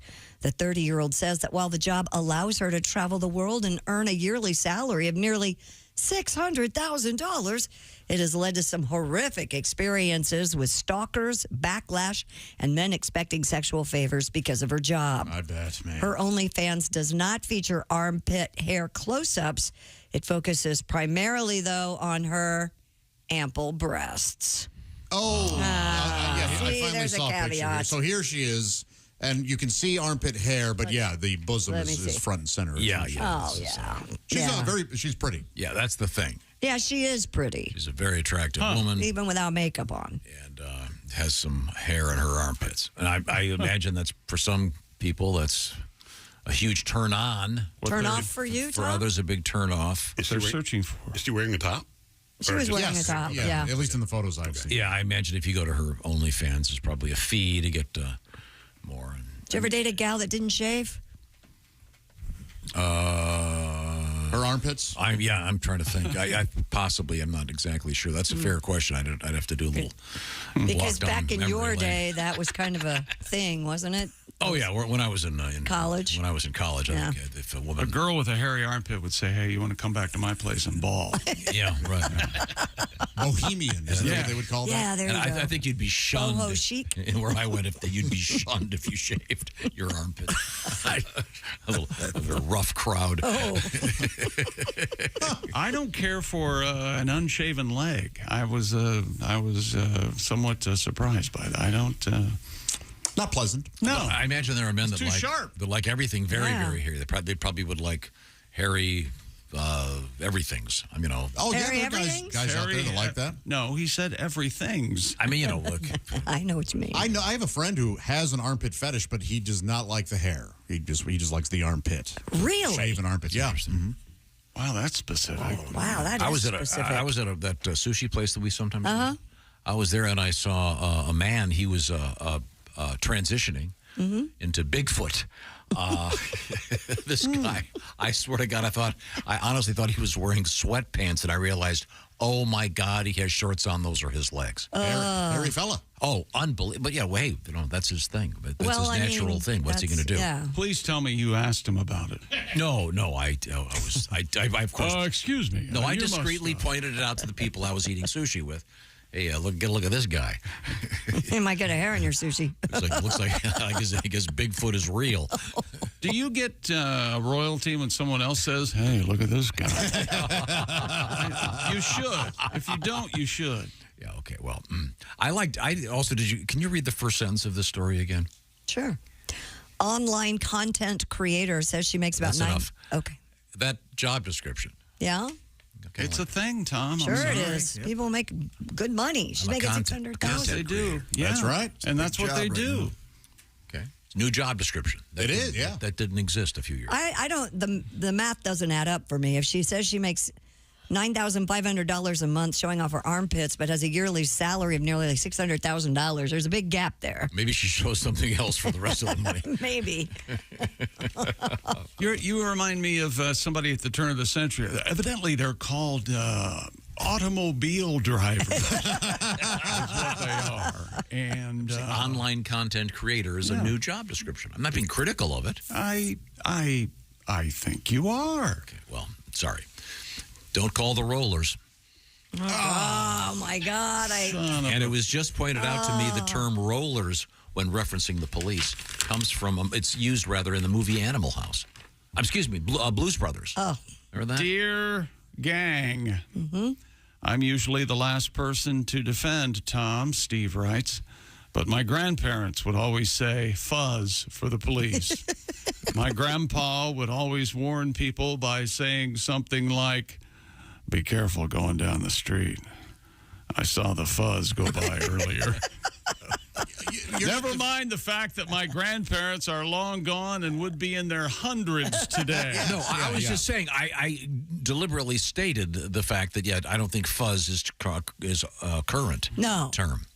And Ace is the one that said 5-0. That goes back to the 60s. Fuzz is way older than 5-0. I think fuzz is 40s. 40s or 50s. I say 5-0 because I listen to a lot of rap, and Public Enemy has a song that says 5-0 says freeze, and it always sticks with me. There you go. Okay, you might find this surprising. I don't listen to a lot of rap. Oh, really? Oh. Yeah. God, I hope your girls start listening to rap.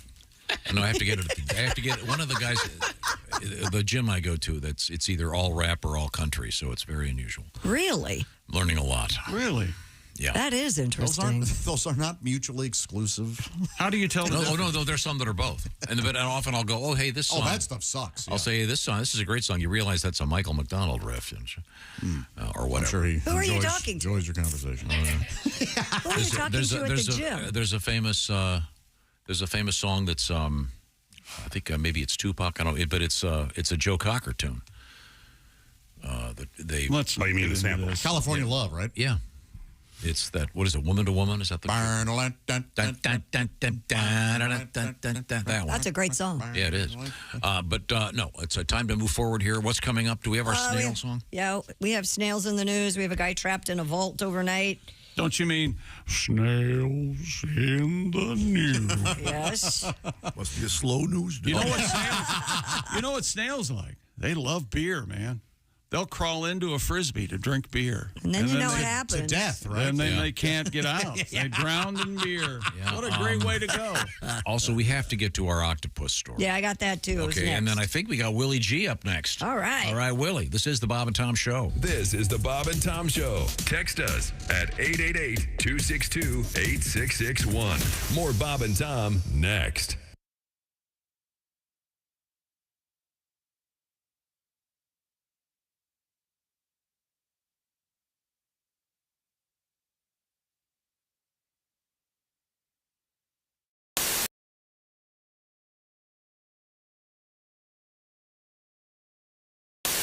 Joining us in the Napa Auto Parts Studios in the special annex to my right and behind Josh. Scoot over there, Josh. Yes. This is the new, they're here. This is the new I know. glider thing. So doing your phone, yes. We have Donnie Baker along with the Pork Pistols. Hey, boys. Donnie Baker on tour right now. Donnie, entrepreneur. Donnie, famous for his koozies and other semi-legal merchandise. Paraphernalia. Donnie, I like your wolf T-shirt with the wolf wearing a nice Santa cap. Yep, Miss Santa Wolf. I still got my boat for sale too, Tom, if you can mention that. Okay, now, you know that Morgan Freeman's selling his boat, so you're up against Mr. Yeah, I appreciate him boat blocking me like everybody else. He's boat blocking you? I've got a neighbor, 4 lots down, selling his boat, 500 less than my boat. Uh-oh. And he don't even have an outboard motor on his. Oh. Mine's got an Evinrude's, if you can mention that when you plug it. Mm-hmm. He don't even have an outboard. He's got an inbred motor, which runs good, but his sister has to start it. So how can I compete with that? You know, I'm on Craigslist. He's got a whole budget to advertise on Ancestry.com. So, of course, he's that sounds great. I'm surprised you have an Evinrude. I thought you'd be more of a Johnson guy. Nope, got an Evinrude. Stick the governor off it, though. It's a beast on water. So I'm sorry that you're getting yacht blocked, but we need to get to the band here. Once again, can you introduce the fellas in the band? Yeah, on bass, I got Todd Boner. And then on lead guitar, my best friend ever, Scotty Winkler. And on drums, we got Dusty Privet.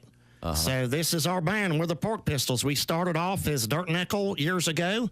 And then Boner quit, and we came Mucus Plug. And then that didn't last, and Scotty got on the pills, and then we was Turtles with the D. See, we're done with Christian rock. What we're doing here is so much different. Well, now, Donnie, I know we have time for a couple more tunes here. Is this your new original one? What are we playing? This is a new original tape I wrote. It sort of ties into Thanksgiving. Because, you know, this is really the only time of year starting mixing stuff in your meals. Nobody really sits down with 4 or 5 side dishes when they go out, to, wherever they're eating. This is like home-style stuff like the Pilgrims did. Oh. But it can sometimes shock your system. And that's what this tape's about, from Donnie Baker and the Pork Pistols. And I'll start this one, Dusty. This sounds like my boat when I start my boat. Oh. Okay, and we do this one because Motley Crue pissed out and quit, so somebody's got to sing their tapes good. Good. Donnie Baker and the Pork Pistols.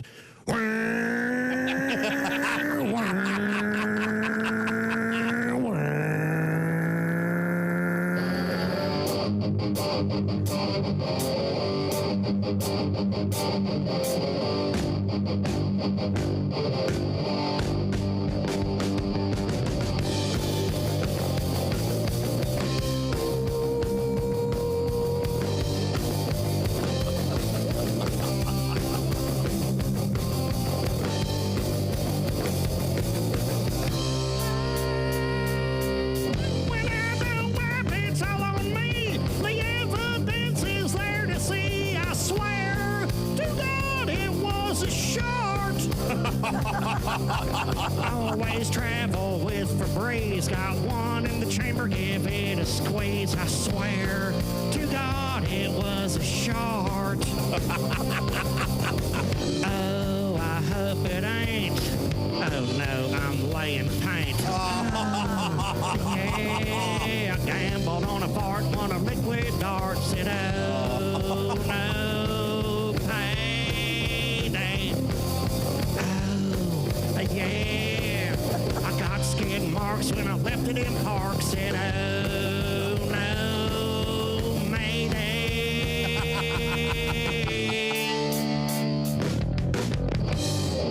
Yeah!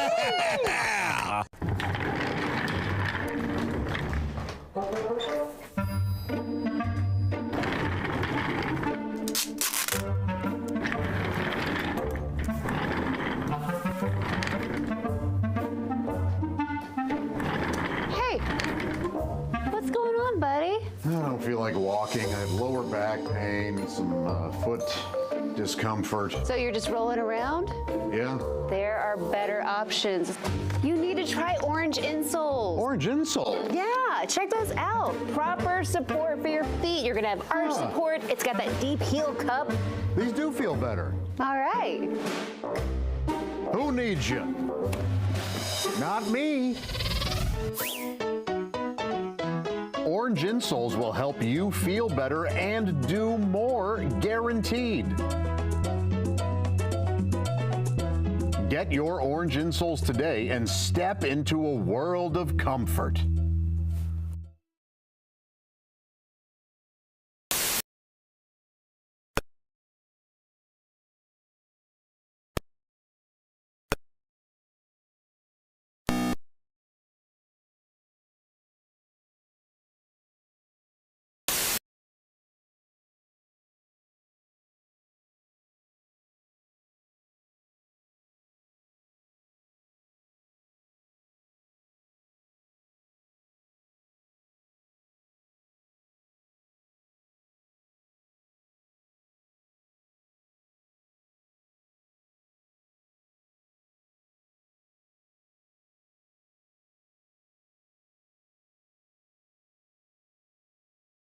She said, "You said it's over, you big greasy freak."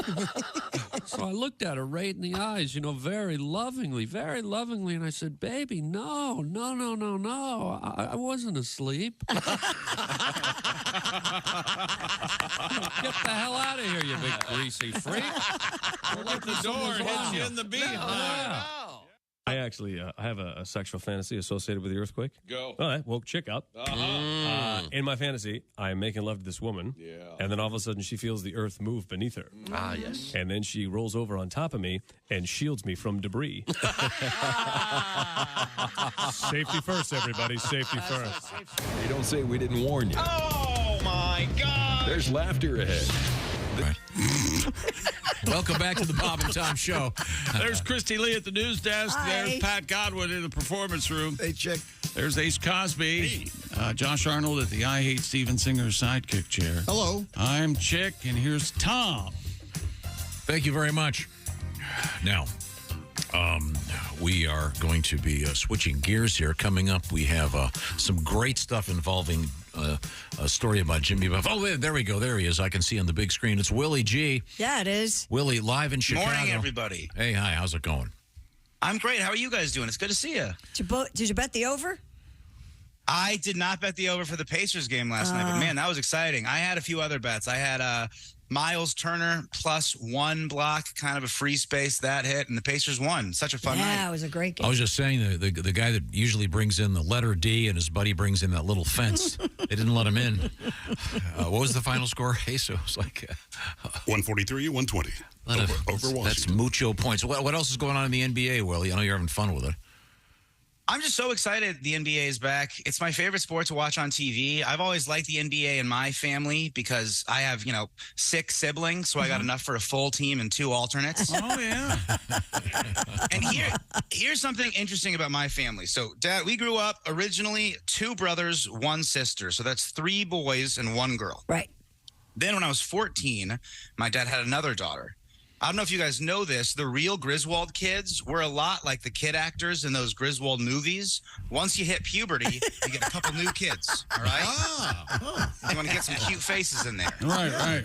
Keep it going. So then when I turned 20, Dad has another daughter. 22, Dad has another baby. Guess what? It was a girl. Yeah. Wow. I don't know if you sports fans are paying attention. That's 3-1 going 4-3. Ooh. That's coming back from a 3-1 deficit. And winning the series in 7 games. Yeah. That's only happened 6 times in the history of the World Series. My 4th little sister was just as unlikely as the 2016 Cubs. I've never thought of it that way. I guess congratulations are in order. Yeah. I'm just not sure to who. If you want to keep thinking about it, it's only happened 1 time in the NBA Finals. And I think that people are really critical with NBA players in a way that they're not with like baseball players, hockey players, football players. People always make fun of rappers and NBA players specifically, like calling them out for baby mama stuff. Mm-hmm. One thing I want to point out, the 2016 Cavs, they came back from 3-1 to win the finals. 2016 Cavs starting 5. Kevin Love, 1 kid, 1 baby mama. LeBron, 3 kids, 1 baby mama. J.R. Smith, 3 kids, just the 1. That's 7 kids and 3 different women. That's my dad. That is my dad. Kevin Love, LeBron, and J.R. Smith have as many kids as my dad. The NBA season is back. But to be totally fair, though, the other 2 players in that starting 5 are Kyrie Irving and somebody named Tristan Thompson. Oh, yeah. And they both explain that one. Yeah. They both do have 2 baby mamas, but I do think it's pretty insane. Do you remember who Tristan Thompson dated, Christy? It was a Kardashian, one of them. It was, yeah. So my dad, his life is less messy than a public flat earther and someone that dated a Kardashian. Well, thanks, everybody. I certainly appreciate and that. Didn't somebody date LeBron's mom on the team?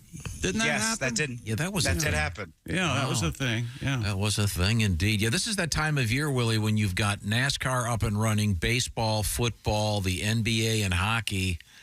It's amazing. Everything is happening at the same time. By the way, parenthetically, I want to congratulate Elise Jenkins of Philadelphia, Pennsylvania, the winner of Week 7 in our Pigskin Pickem Bob and Tom competition. She won herself the Big Green Egg Mini Max. And tonight, Willie, it starts officially starting Week 8, and I believe Chick McGee in a few minutes is going to. Are we going to be? I'm all ready. I'm all set, ready to go. Are you going to pick tonight's game? Picks. I'm not saying picks are up on the Instagram. The Chick McGee already. Okay. Now, Willie, do you have any unusual betting formats for this evening or for the weekend? Not necessarily. My college team, Colorado, they've had such a fun season in the spotlight, but they haven't been winning lately. And they're playing UCLA this weekend, and it's Colorado plus 17 points. How can you not take that? How can you not take 17 points? So I'm taking Colorado plus 17 over 62 for that. UCLA is not all that. They're not, that seems like a good bet to me. I don't know if that's a kiss of death or not this season, but yeah. Heck yeah, take that all day long, Wilbur. All right. I like that. I like Colts plus 1 against the Saints. And then Pacers over 225 against the Cavs. I'm going to go for that too. This Pacers team is so fun to watch.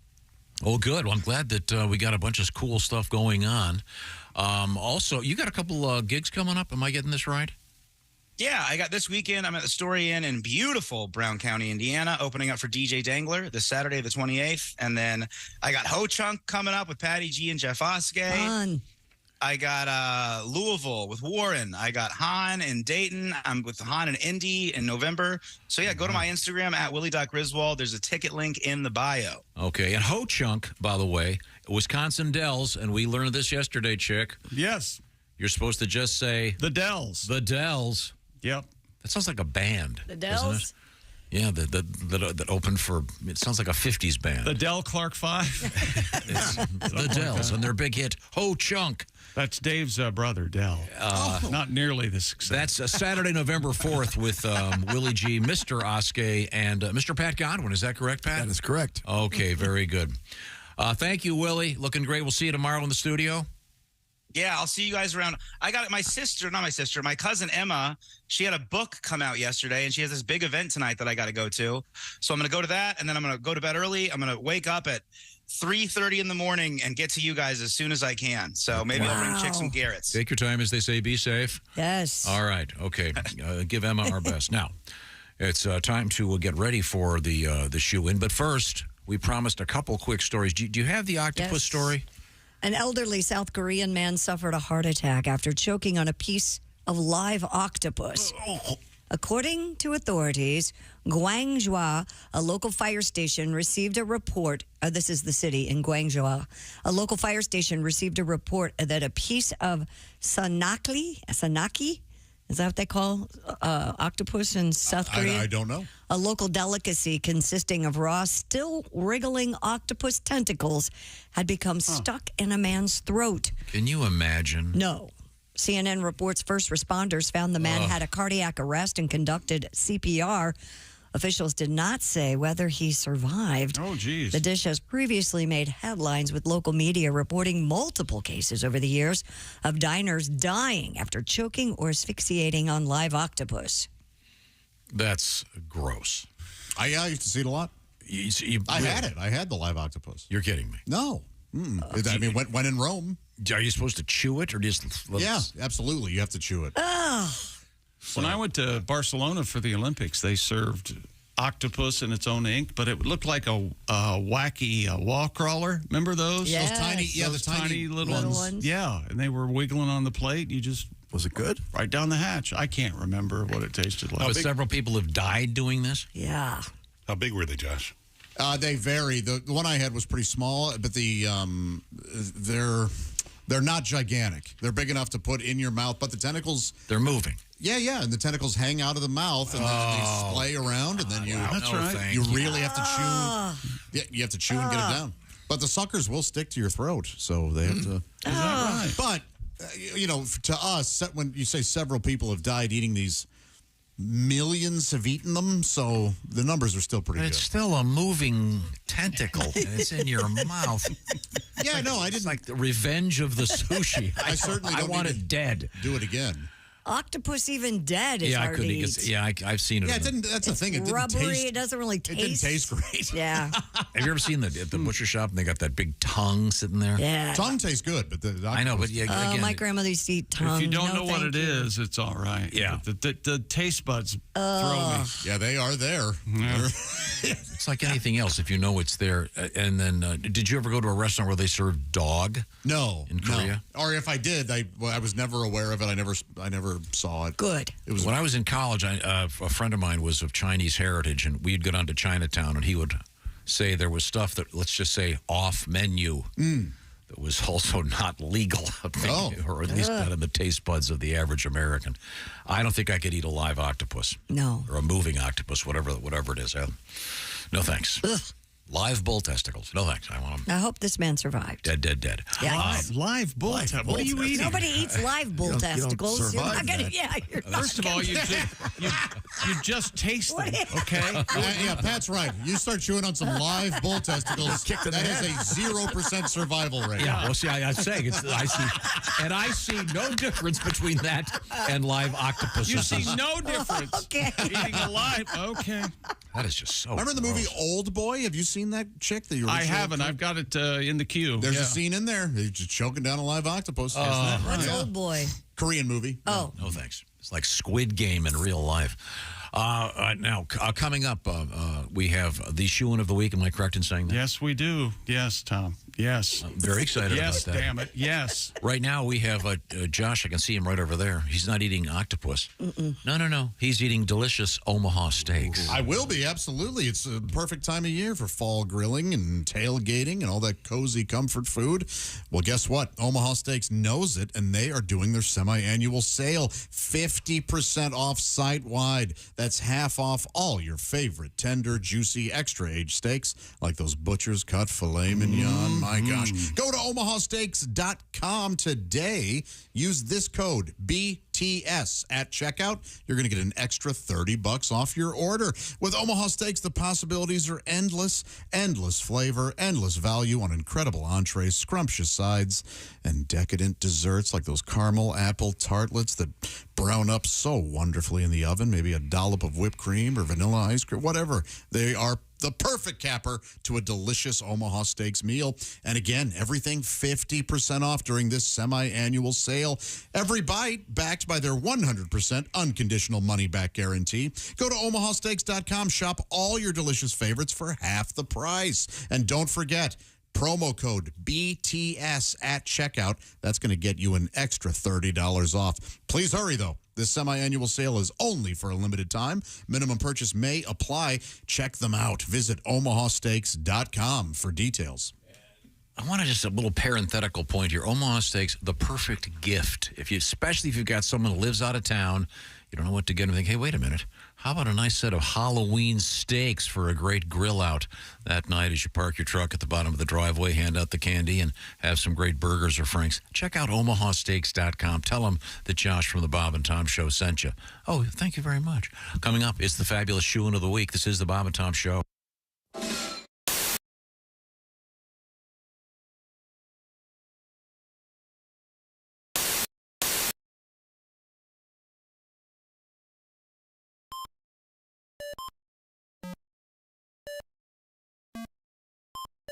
Hey, did you enjoy those videos played in that break? Check out the Bob and Tom YouTube playlist for more great stuff.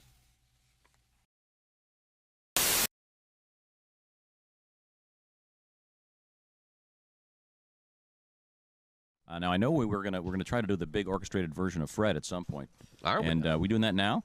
Okay, so we're getting the. Are we ready? The official. Y'all just tell me. I'll go. We got the official Fred. Are the Fred singers out there at this point? We have to get some singers out here for this one. This is a song. This is actually the first experience that Rodney had with the Bob and Tom Band and Orchestra, and we brought Rodney in and did a recording of this song, which ended up being what the deal that got Rodney his record. Yeah, I record guess. deal. I can remember the first time I did the show, and I did like 2 hours of this, and of everything I knew. And then I remember you asking me, well, you got anything else? And then I said, I got this stupid Fred song. And then that was the thing that kind of stuck. And out of all the things, and if I don't sing it, by God, I hear about it too at the shows. You son of a bitch, I drove 400 miles to hear you sing the Fred song. Looks like you're going to be doing it a cappella in my pickup truck. How many of the Fred singers do we have out there? Do we just have Wendy? Because we have no idea where the Fred singers are. Well, Okay. there's one. Okay. I'm not sure there is any. Okay, well, I know I can sing part of the Fred song. I can do it from right in here. Okay. You want to? Sure. Fred. Fred. Got That's it. right. Very good. We can all sing. I think we all know this one. So everybody sing their Fred part. He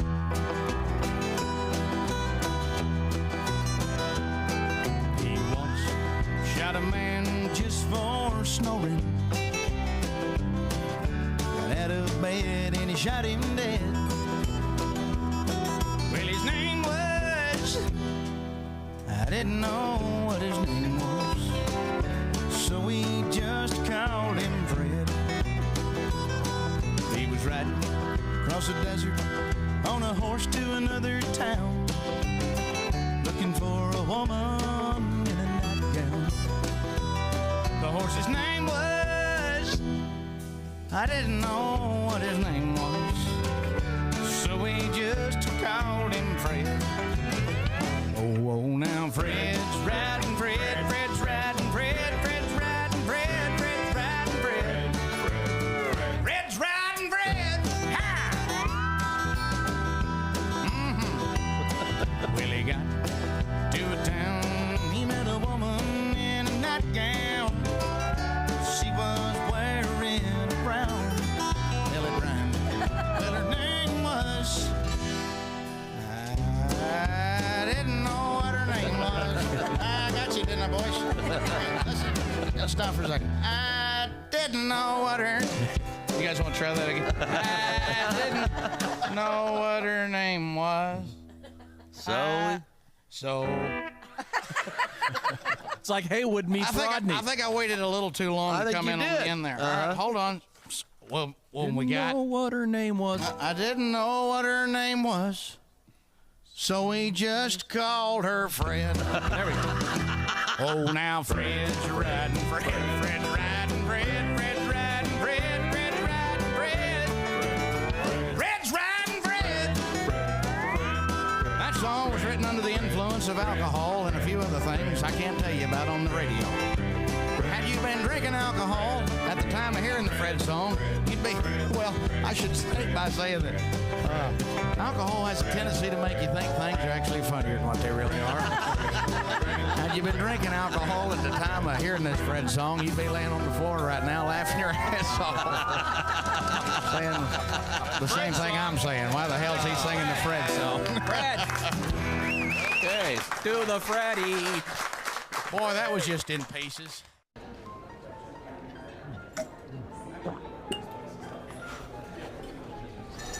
You took my breath away from the moment I first saw you. Will you marry me, Dolly? She said yes! She said yes! It's not a real person. It's not a real diamond. Real, natural, earthborn diamond. For your real love, from a real jeweler you can trust. Steven Singer Jewelers.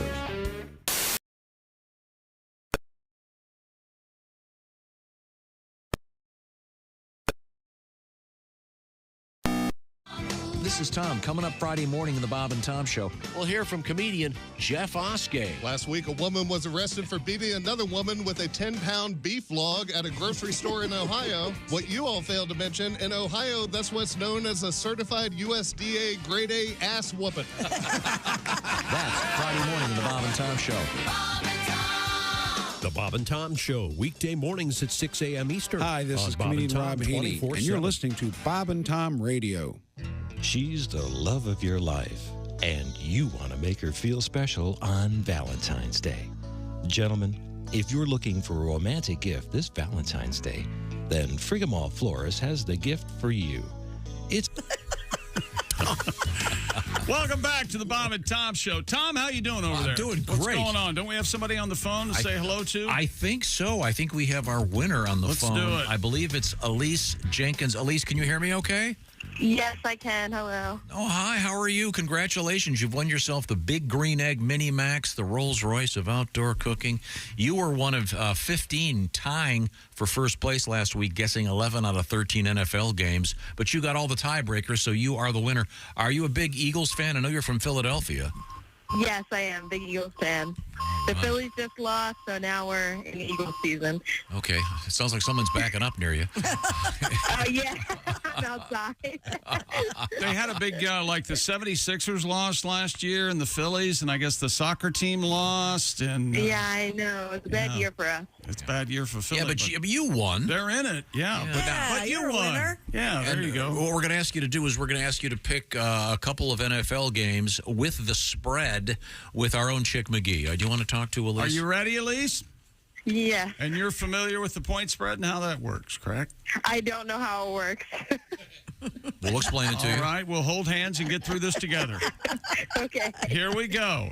The Philadelphia, or as I call them, the Philadelphia Eagles travel to Landover, Maryland to take on my Washington team. Washington, a home underdog, barking loud. Oh. They're getting 7 this week. Who do you like, Washington or Philadelphia? I'm going to go with Didn't The know. Philadelphia. Of Yeah, course. she said Philadelphia. Okay. Also, Kansas City travels to Denver. Broncos a home underdog getting 7. Chiefs or Denver? I'll go Denver. You'll go Denver. Really? Denver plus the 7. Hey. There you go. Tennessee. Wait. And what are you going to do? Oh, did I not say? No. Kansas City minus the 7. Okay, that's what I thought. Tennessee hosting the Falcons. Tennessee getting 3 in this one. Who do you like, the Titans or the Falcons? Falcons. Falcons. All right, Falcons minus 3 there, Tom. I like Tennessee plus the 3. And Green Bay hosting the Minnesota Vikings, the all of a sudden mighty Vikings. They just beat San Francisco. Who do you like? Green Bay plus the 1 at home, plus a point, or Minnesota minus the point? Minnesota minus. I take Minnesota minus the point as well, Tom. Okay, very good. There you have it. Well, we'll see how you do. Elise, congratulations. By the way, Elise, we took the liberty of giving you a nickname. Josh, the very handsome man sitting right next to me, Josh Arnold, would you care to explain what Elise Jenkins' nickname is? Around the holiday season, Elise, has anybody referred to you as Elise Navidad? No, I haven't heard that one yet. You can have that. That's my gift to you. Yes, I think Thank you. a red and green sweatshirt that says Elise Navidad would be so sweet. Well, thanks, Elise. Thanks for playing. We certainly appreciate it and hope you're having a great day in Philadelphia. Where are you Thank at you, guys. Where are you at in Philly right now? I'm actually right outside of Philly right now in Huntington Valley in Pennsylvania at work. So I'm know where just you are, yeah. outside taking a quick break. Okay, well, I know you have to get back to work, so we're going to let you go, but we certainly appreciate it. Thank you so much. Thanks, Elise. Thank Yeah, you. Elise, congratulations. Elise Awesome. Navidad. Thanks, Elise. Good luck with your picks. Navidad. Okay, now. She'll be telling all her friends that today at work. Now, we have... She'll be going, what the hell does that mean? we are entering Week 8. It begins tonight. So today, please, before the game starts, get your picks in for Week 8. Just pick the winners. You don't have to worry about the spread. It's easier than the shoe-in, but you'll be up against a lot of folks. We'd like to have you be our big winner, though, so please go to bobandtom.com/contest. While you're there, check out the orangeinsoles.com kegerator. But right now, we return to the news desk with Christy Lee here in the Bob and Tom program. What have you got, Christy? A newly discovered snail in the Florida Keys has been named after Jimmy Buffett's song Margaritaville. Oh, God. Researchers called Can we knock it off with the Buffett stuff? What do you mean? Come on, he's great. He didn't save anybody. He wrote a couple fun songs. He wrote a bunch of great songs. He brings joy to people. What's wrong with you? I'm speaking for most people. I think joy's a little strong word, but okay. Hey, fine. Haters. Researchers called the mollusk Cayo Margarita as a nod to Buffett and to also allude to the creature's bright yellow coloring, as well as the fact that it lives in reefs in the Florida Keys. This new species was described in the journal called Pier J. Isn't that nice? Yeah, it's great. Is that a nice happy story about the late, great Jimmy Buffett? Is that right? It's like an escargot burger in paradise. I don't know if that would go over well. Don't you like the song "Why Don't We Get Drunk and Screw"? Oh yeah, no, I'm fine with. Did they close the restaurant because he passed away, like for a day or something? I don't know. Maybe they didn't have the volcano go. Okay, I'm sorry I brought it up. Go ahead, Christy. What else have we got? Speaking of snails, Bless his heart. residents of a village in England are being plagued by the little beasts. The snails are eating their mail. I've heard of snail mail The before. snails are eating the mail. Is that right? When it's hail. According to the BBC, Royal Mail put up a sign on a postbox in Loudon that said snails, quote, seem to enjoy making a home in this postbox and eating the glue that holds envelopes in shape. That town is where they make the cough drops, isn't it? Oh, the Loudon's Loudon? cough drops. Yeah. It might be Loudown. You know who lives there? Smith Brothers. Yes, right up in the mountains. Why not? Why not? Royal Mail said it removes the snails daily, but they are very determined and always return. It warned customers that they're welcome to continue using the post box, but their letters may not arrive without some nibble marks around the edges. That's funny. Well, you think they could catch How up much to can the a snail snails? eat? Especially in England, they got to have bad teeth. My God. Oh, man.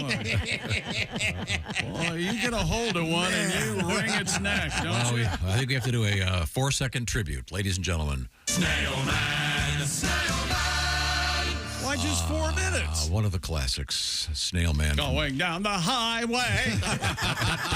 He's in front of you. That was a little bit of a Dick Mango in the Snail Man classic. Oh, you can't beat Dick. Squash him like a toad. I don't know who can hit those notes. Christy, what else? A herd of llamas and alpacas Of caused course I heard chaos of llamas. For What am I, motor- an idiot? Oh, sorry. for motorists on a British roadway. According to the BBC, about 30 animals escaped from a farm in Cumbria and meandered onto the A66 I love highway. that song. Which one? Cumbria.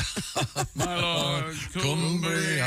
It actually might be a town in the Cumbria UK. because it's Cumbria. That sounds filthy. It does. That's why I said Cumbria instead.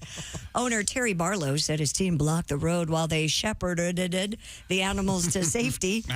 Staff at Alpacally Ever After. Yeah, Alpacally Ever After. That's a great name I have to visit. for a farm. I have to visit. Why don't they have to call it something in the ass, right? What? Alpaca in the Alpaca in the ass? Why not? You know what? Why not, indeed? Yeah, they do that. Not? They're in the alpaca business. At the prison farm. You know, and why hasn't alpaca caught on like cashmere has? It's expensive. That's why. Basically the same thing. It's expensive. What is Yes. An alpaca sweater? It's all wool. Yeah. I don't wear sweaters. Isn't alpaca yak or something? Or? No, a yak Christy, is your a yak. your line is alpaca sweater. Okay. Careful, it's cold out there. Alpaca sweater. And not, what was yours? Alpaca your ass? What was it again? Alpaca in the ass. Oh, sorry. That's the name of their. That's the name of their. Alpaca. Wait a minute. Hang on. It's worse than you remember, huh? Yeah. Maybe you could have it located in Indianapolis. Could be. And they could have donkeys and alpacas. Alpacas Indy ass.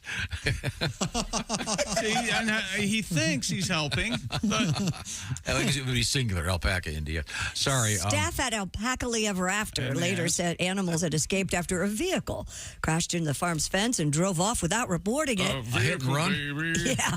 Marlowe said their most confident llama was in her element and had introduced herself to every car. That's hello. Wait a minute. Hold on a second. That's unheard of. Unheard of. Yeah. It's an unheard of. Little llama drama. Oh, a little drama. Now it's for the lucky. mama. Lucky. What'd you say the road was? What was it called? A66. It's a highway called All right, A66. Yeah. Lucky it wasn't the Autobahn in Germany. You'd have a little fur being scraped off the road there. Oh, I think. I don't swerve for llamas. A66. What's a group of llamas called? A pack? I don't know. I'm asking. I think it's a pack of llamas, right? Isn't it like a snuggle? A flourish. Oh, I don't know. Aw, They're so they sweet. spit, though. fuzz. Alpacas are the cute ones. They're smaller. Pat, what are you looking at me for? You have a song? Yeah, sure. Okay. I can slow things down. All right. Loose llamas on the street. Llama, llama, grab 'em by the little feet. Llama, llama, baby llama, drama too. Rounding up is hard to do. Oh, there's loose llamas and alpacas too. Should be on a farm or petting zoo. Got through a hole in the fence, it's true. Rounding up is hard to do. Remember when a moose got loose? Get the tranquilizers and a noose. Don't get me started on the Canadian goose. Rounding up is hard to do. Here we go now, loose llamas hit the town. Llama, llama, brown dookie up the ground. Llama, llama, llama, llama, lost and found. Rounding up is hard to do. Neil Sedaka is back. Oh, thank you very much. And it is a herd of llama. That's the herd is the word. That's Herd the of collective llamas. noun. Oh, okay. Doesn't Pat, you'll like this, I think, maybe. Doesn't Llamas on the Lamb sound like one of the songs that McCartney and Lennon wrote for Ringo? Okay, Ringo, we got one for you. Llamas on the Lamb. There you go. Isn't it Family Guy where they Ringo wrote some songs and he brought it to Paul and John and Paul goes, "Oh look, Ringo Ringo wrote some songs. You know what we're going to do? Let's put it right up here on the refrigerator so everybody can see it. And Ringo goes, all right. He's so happy. See, they weren't going to do this song. I'm a Ringo fan. So. I enjoyed his show very much, if you get a chance to see him. A man's been rescued after he was trapped overnight inside a steel-reinforced concrete jewelry vault in New York City. Assistant Fire Chief John Sirocco said firefighters were called to the World Diamond Tower after the man became trapped while trying to access his safe deposit box. What? Sirocco said the process was started to breach the wall at the vault, but after 10 hours, firefighters reached a steel plating and decided to abandon further rescue attempts, fearing they could harm the man inside. The guy was stuck inside the vault overnight, but was freed when the doors opened as scheduled the following morning, and he was unharmed. Wow. Yeah. I was surprised when I saw that story on the news that he had Olden service. He was talking to the fire chief out there. Well, yeah, because you would think if it was a steel-plated vault. Yeah, why would they think they could break in through the wall? I mean... Yeah, any good thief would know you can't do that, right? Well, especially if they'd watched the Andy Griffith show. Remember when Barney got locked in the safe and they had to crash through the wall from the beauty shop? I don't remember that. No, I don't remember that either. Oh, yeah. He got stuck in a safe? Yeah. Yeah. In the Barney, you know Barney. I know who Barney is. Where was the safe? I forget the details. Next door to the beauty parlor. Yeah, I know that. Yeah, I forget the details. Remember the one where Barney... It aired 70 years ago. I could see him forgetting the details. Yeah, I have a question. Acted like a mannequin at the store to catch a shoplifter. Remember that? Oh, that was a classic. Yeah. So this guy's stuck in this vault. Wouldn't they know it's going to open up at 7 in the morning? And Yeah, so why wouldn't they just wait? I feel sorry for the other people that have safety deposit boxes in there because, one of them... Yikes. This guy had to make a deposit, I'm guessing about 3 a.m. Of course. What is the old joke? I mean... Hey, Charlie, this is a guy crapped in your tuba. Isn't that the old, joke? Yeah, I mean, there has to be like a pea corner at least. I mean, seriously, what are you going to do here? Yeah, you got to go. Locked in there. The good news is probably bigger than most New York apartments. Yeah. Look at it. Boy, those are on the bright side. Small, tiny. And it's full of diamonds. I bet they had to probably had to check this guy's ass for 30 minutes until he finally walked out. All right. The mice are hunchback. Open wide. Key, you break a window. Open wide. We're going in. Anybody got some tongs? Gotta go out in the hall to change your mind. Okay. You can't hold it for 10 hours. Huh? Nothing. No, I mean, do you think you could hold it for 10 hours? Yes. What if you were... Not pee, no. Not pee, What maybe. so what are you going to do? You're in this vault. You got to go somewhere. I'm sure there's a place. I'll pee right in my own mouth just to keep it circling. No mess. Really? Plus, you get limber like that. You stay loose. Yeah. Then you'd, of course, try again. Oh, God. Try the eternal struggle of man. Trying again. Well, thanks very Coming much. up a little. Tom, now that you've been doing Pilates regularly, are you any closer to the self-service? No, Morally self-service? No, Tell me about my it. core is stronger, not more limber. Okay. Christy will back me up on this. see. Oh, okay. Well, if you ever try to do that and you want to listen to some of your music, I was going to say there are definitely some poses on that reformer where you'd look like you could. Yeah, I'm considering doing a podcast from my Pilates. I'm going to call it Pilates of the Airwaves. Wow. I applaud a joke that's done for two people. You gotta. You like a joke that's done for just two people? I often do them. That's my specialty too. I wanted to say the one person out there that enjoyed that, I certainly appreciate it. it's fall. That means it's time for Raycon's big sale. Did Wait a you minute. guys know that? You know what would sound good in your Raycon earbuds? What? This is my request. Oh, sorry. It almost makes it worthwhile having Charlie Dorr. See, if you can listen to him on your Raycon. I could do Pilates of the airwaves. Isn't that a she, Charlie? Pilates of the airwaves. You don't like that idea? No. Okay. It's a bad pun. Sorry. Well, asked and answered. Raycon's everyday earbuds look, feel, and sound better than ever with 3 sound profiles to match whatever it is you're listening to, possibly Charlie Dorr. You can listen while you travel, maybe a grueling workout. The optimized gel tips fit every ear ever made, and the Raycons do not budge. You also get 8 hours of playtime, 32 hours of battery life, and they start about half the price of other premium audio brands. No wonder Raycon's everyday earbuds have over 78,000 five-star reviews. Raycon is having their annual fall sale. For a limited time, go to buyraycon.com/Tom and get 20% off store-wide, plus free shipping. That's buyraycon.com/Tom and get 20% off site-wide. That's buyraycon.com/Tom. They are great. I love my Raycon earbuds, and we live in a culture in which earbuds are now a necessity. You know what I'm talking about? Because you got to shut everybody out. Yeah, That's you what do. I say. Shut everybody out. And bring in the joy through your ears. Thank you. How much we love our Raycon earbuds. Coming up, a little appreciation of the educational side of this program with history. This is the Bob and Tom Show. For a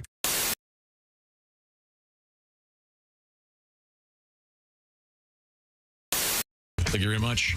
We're going to rejoin our friends from the afterlife.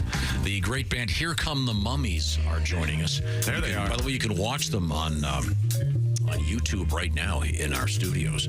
We're here, baby. Yeah, there we go. That's Mummy Cass is the spokesmummy, along with an aggregation of the dead.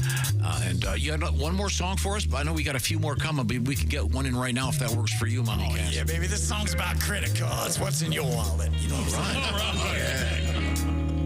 1, 2, 3.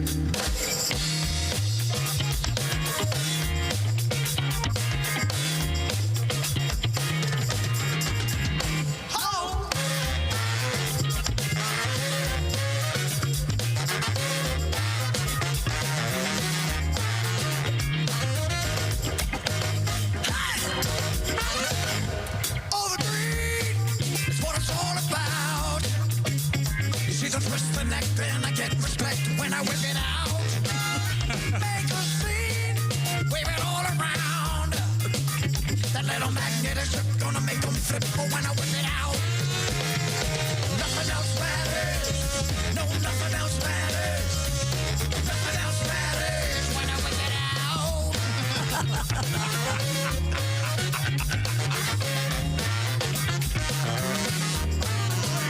I got 16 digits making me legit. I'm gonna lay it down. I got all the credits so you can just forget about putting me out. I got plastic in my pocket and shit in my sock. I got everything going to give it a shot. I got the goods in my hands because I know this night won't ever stop. Nothing else matters. No, nothing else matters. No, nothing else matters when I whip it out. Oh, hit me, baby.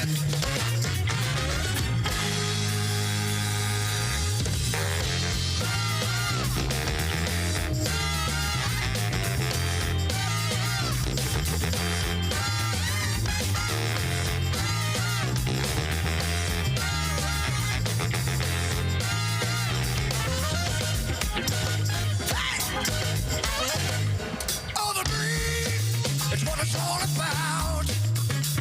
You see the twist the neck, then I get respect when I whip it out. Make a scene, wave it all around. Yeah, that little magnetic strip gonna make them flip when I whip it out. Nothing else matters. No, nothing else matters. No, nothing else matters when I whip it out. Hit it, baby.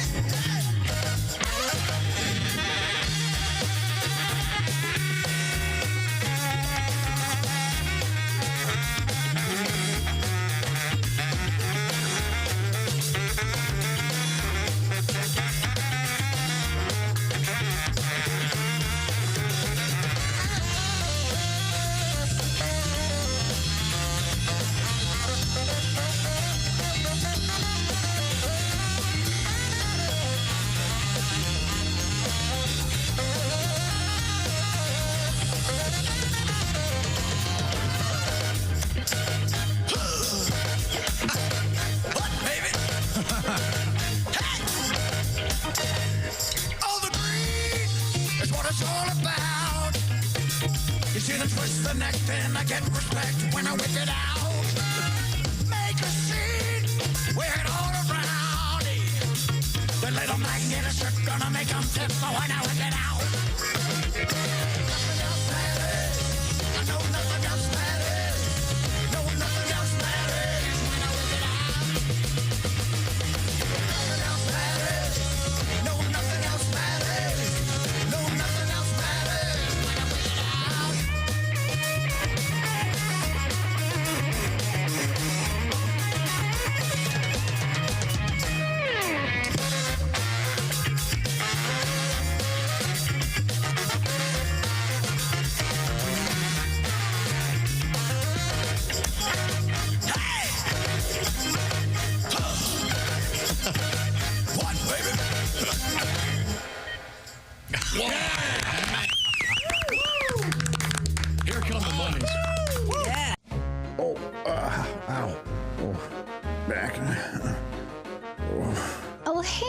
Josh, what's wrong? My back is sore, my legs. What's in your shoe? Nothing. I mean, here, look, nothing. Joshua, you have to have proper support. Orange insoles. Orange insoles, you say? Yeah, look. Yeah, I see them. Look at this. They're great. Yeah. Orange insoles. I'll give them a shot. Great. See you later, buddy. Give it a...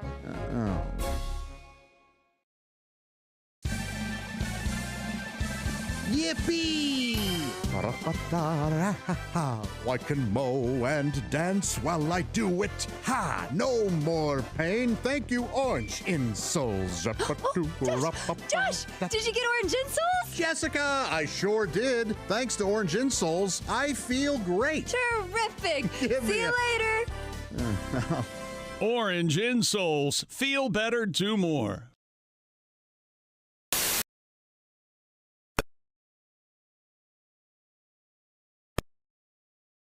But I wanted her to have my old girlfriend's name. She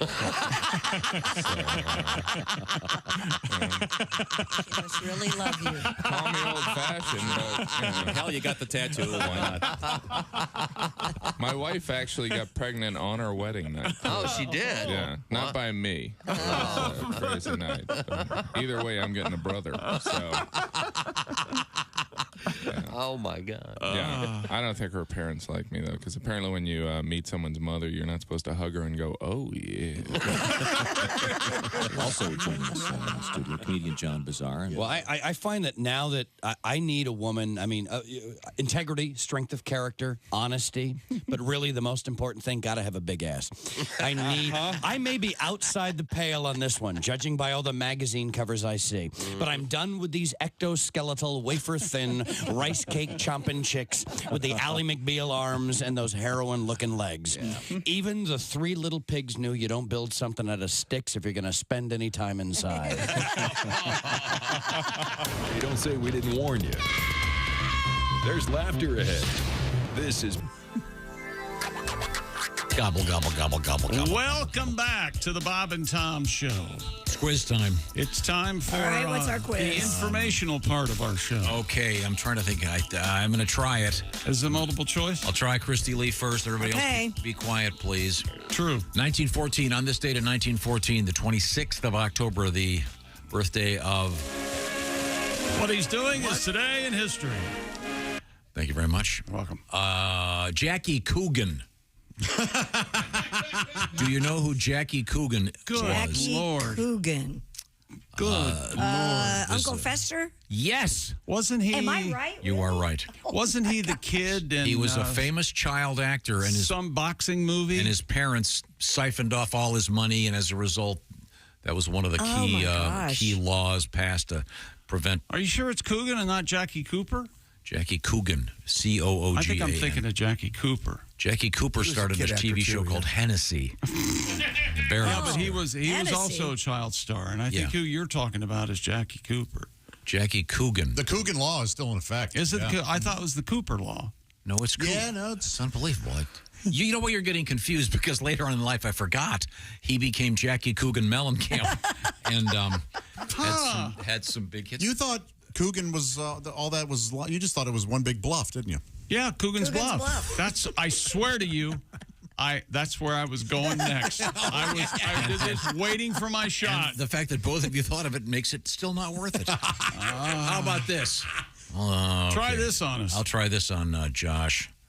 No, it's too easy for Josh. I'll try it on Mr. Godwin. Oh, thanks, because I'm a big dummy, right? 1942. No. Oh, you have no idea. Bob Hoskins. Yeah. Mm-hmm. You know who he was? He was a Mona Lisa actor. He also was in the Toons movie. Roger Who Rabbit. Framed Roger Rabbit? Yeah.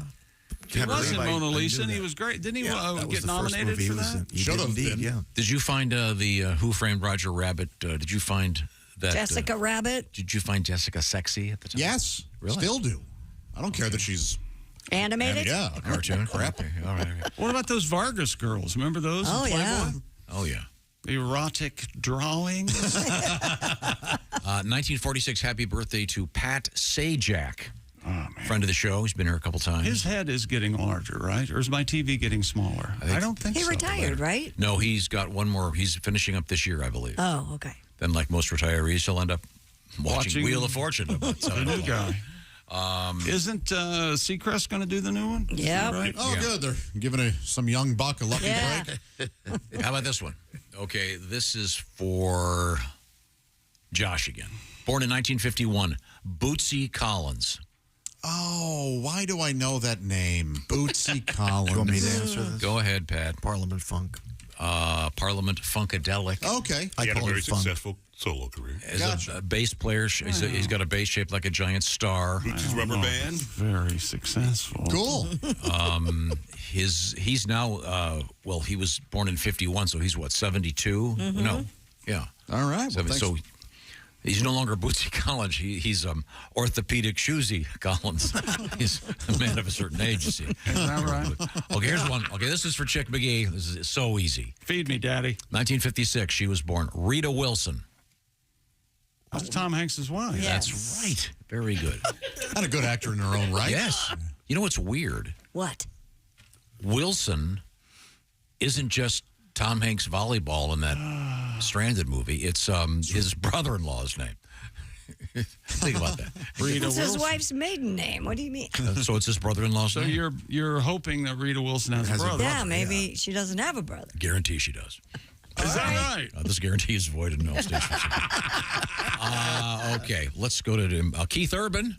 Ironically, his music is country. Mm-hmm. Fine guitar player. What if Keith Urban and Oral Roberts got married? Oral Urban? Is that anything? No, I don't think so. No? Maybe.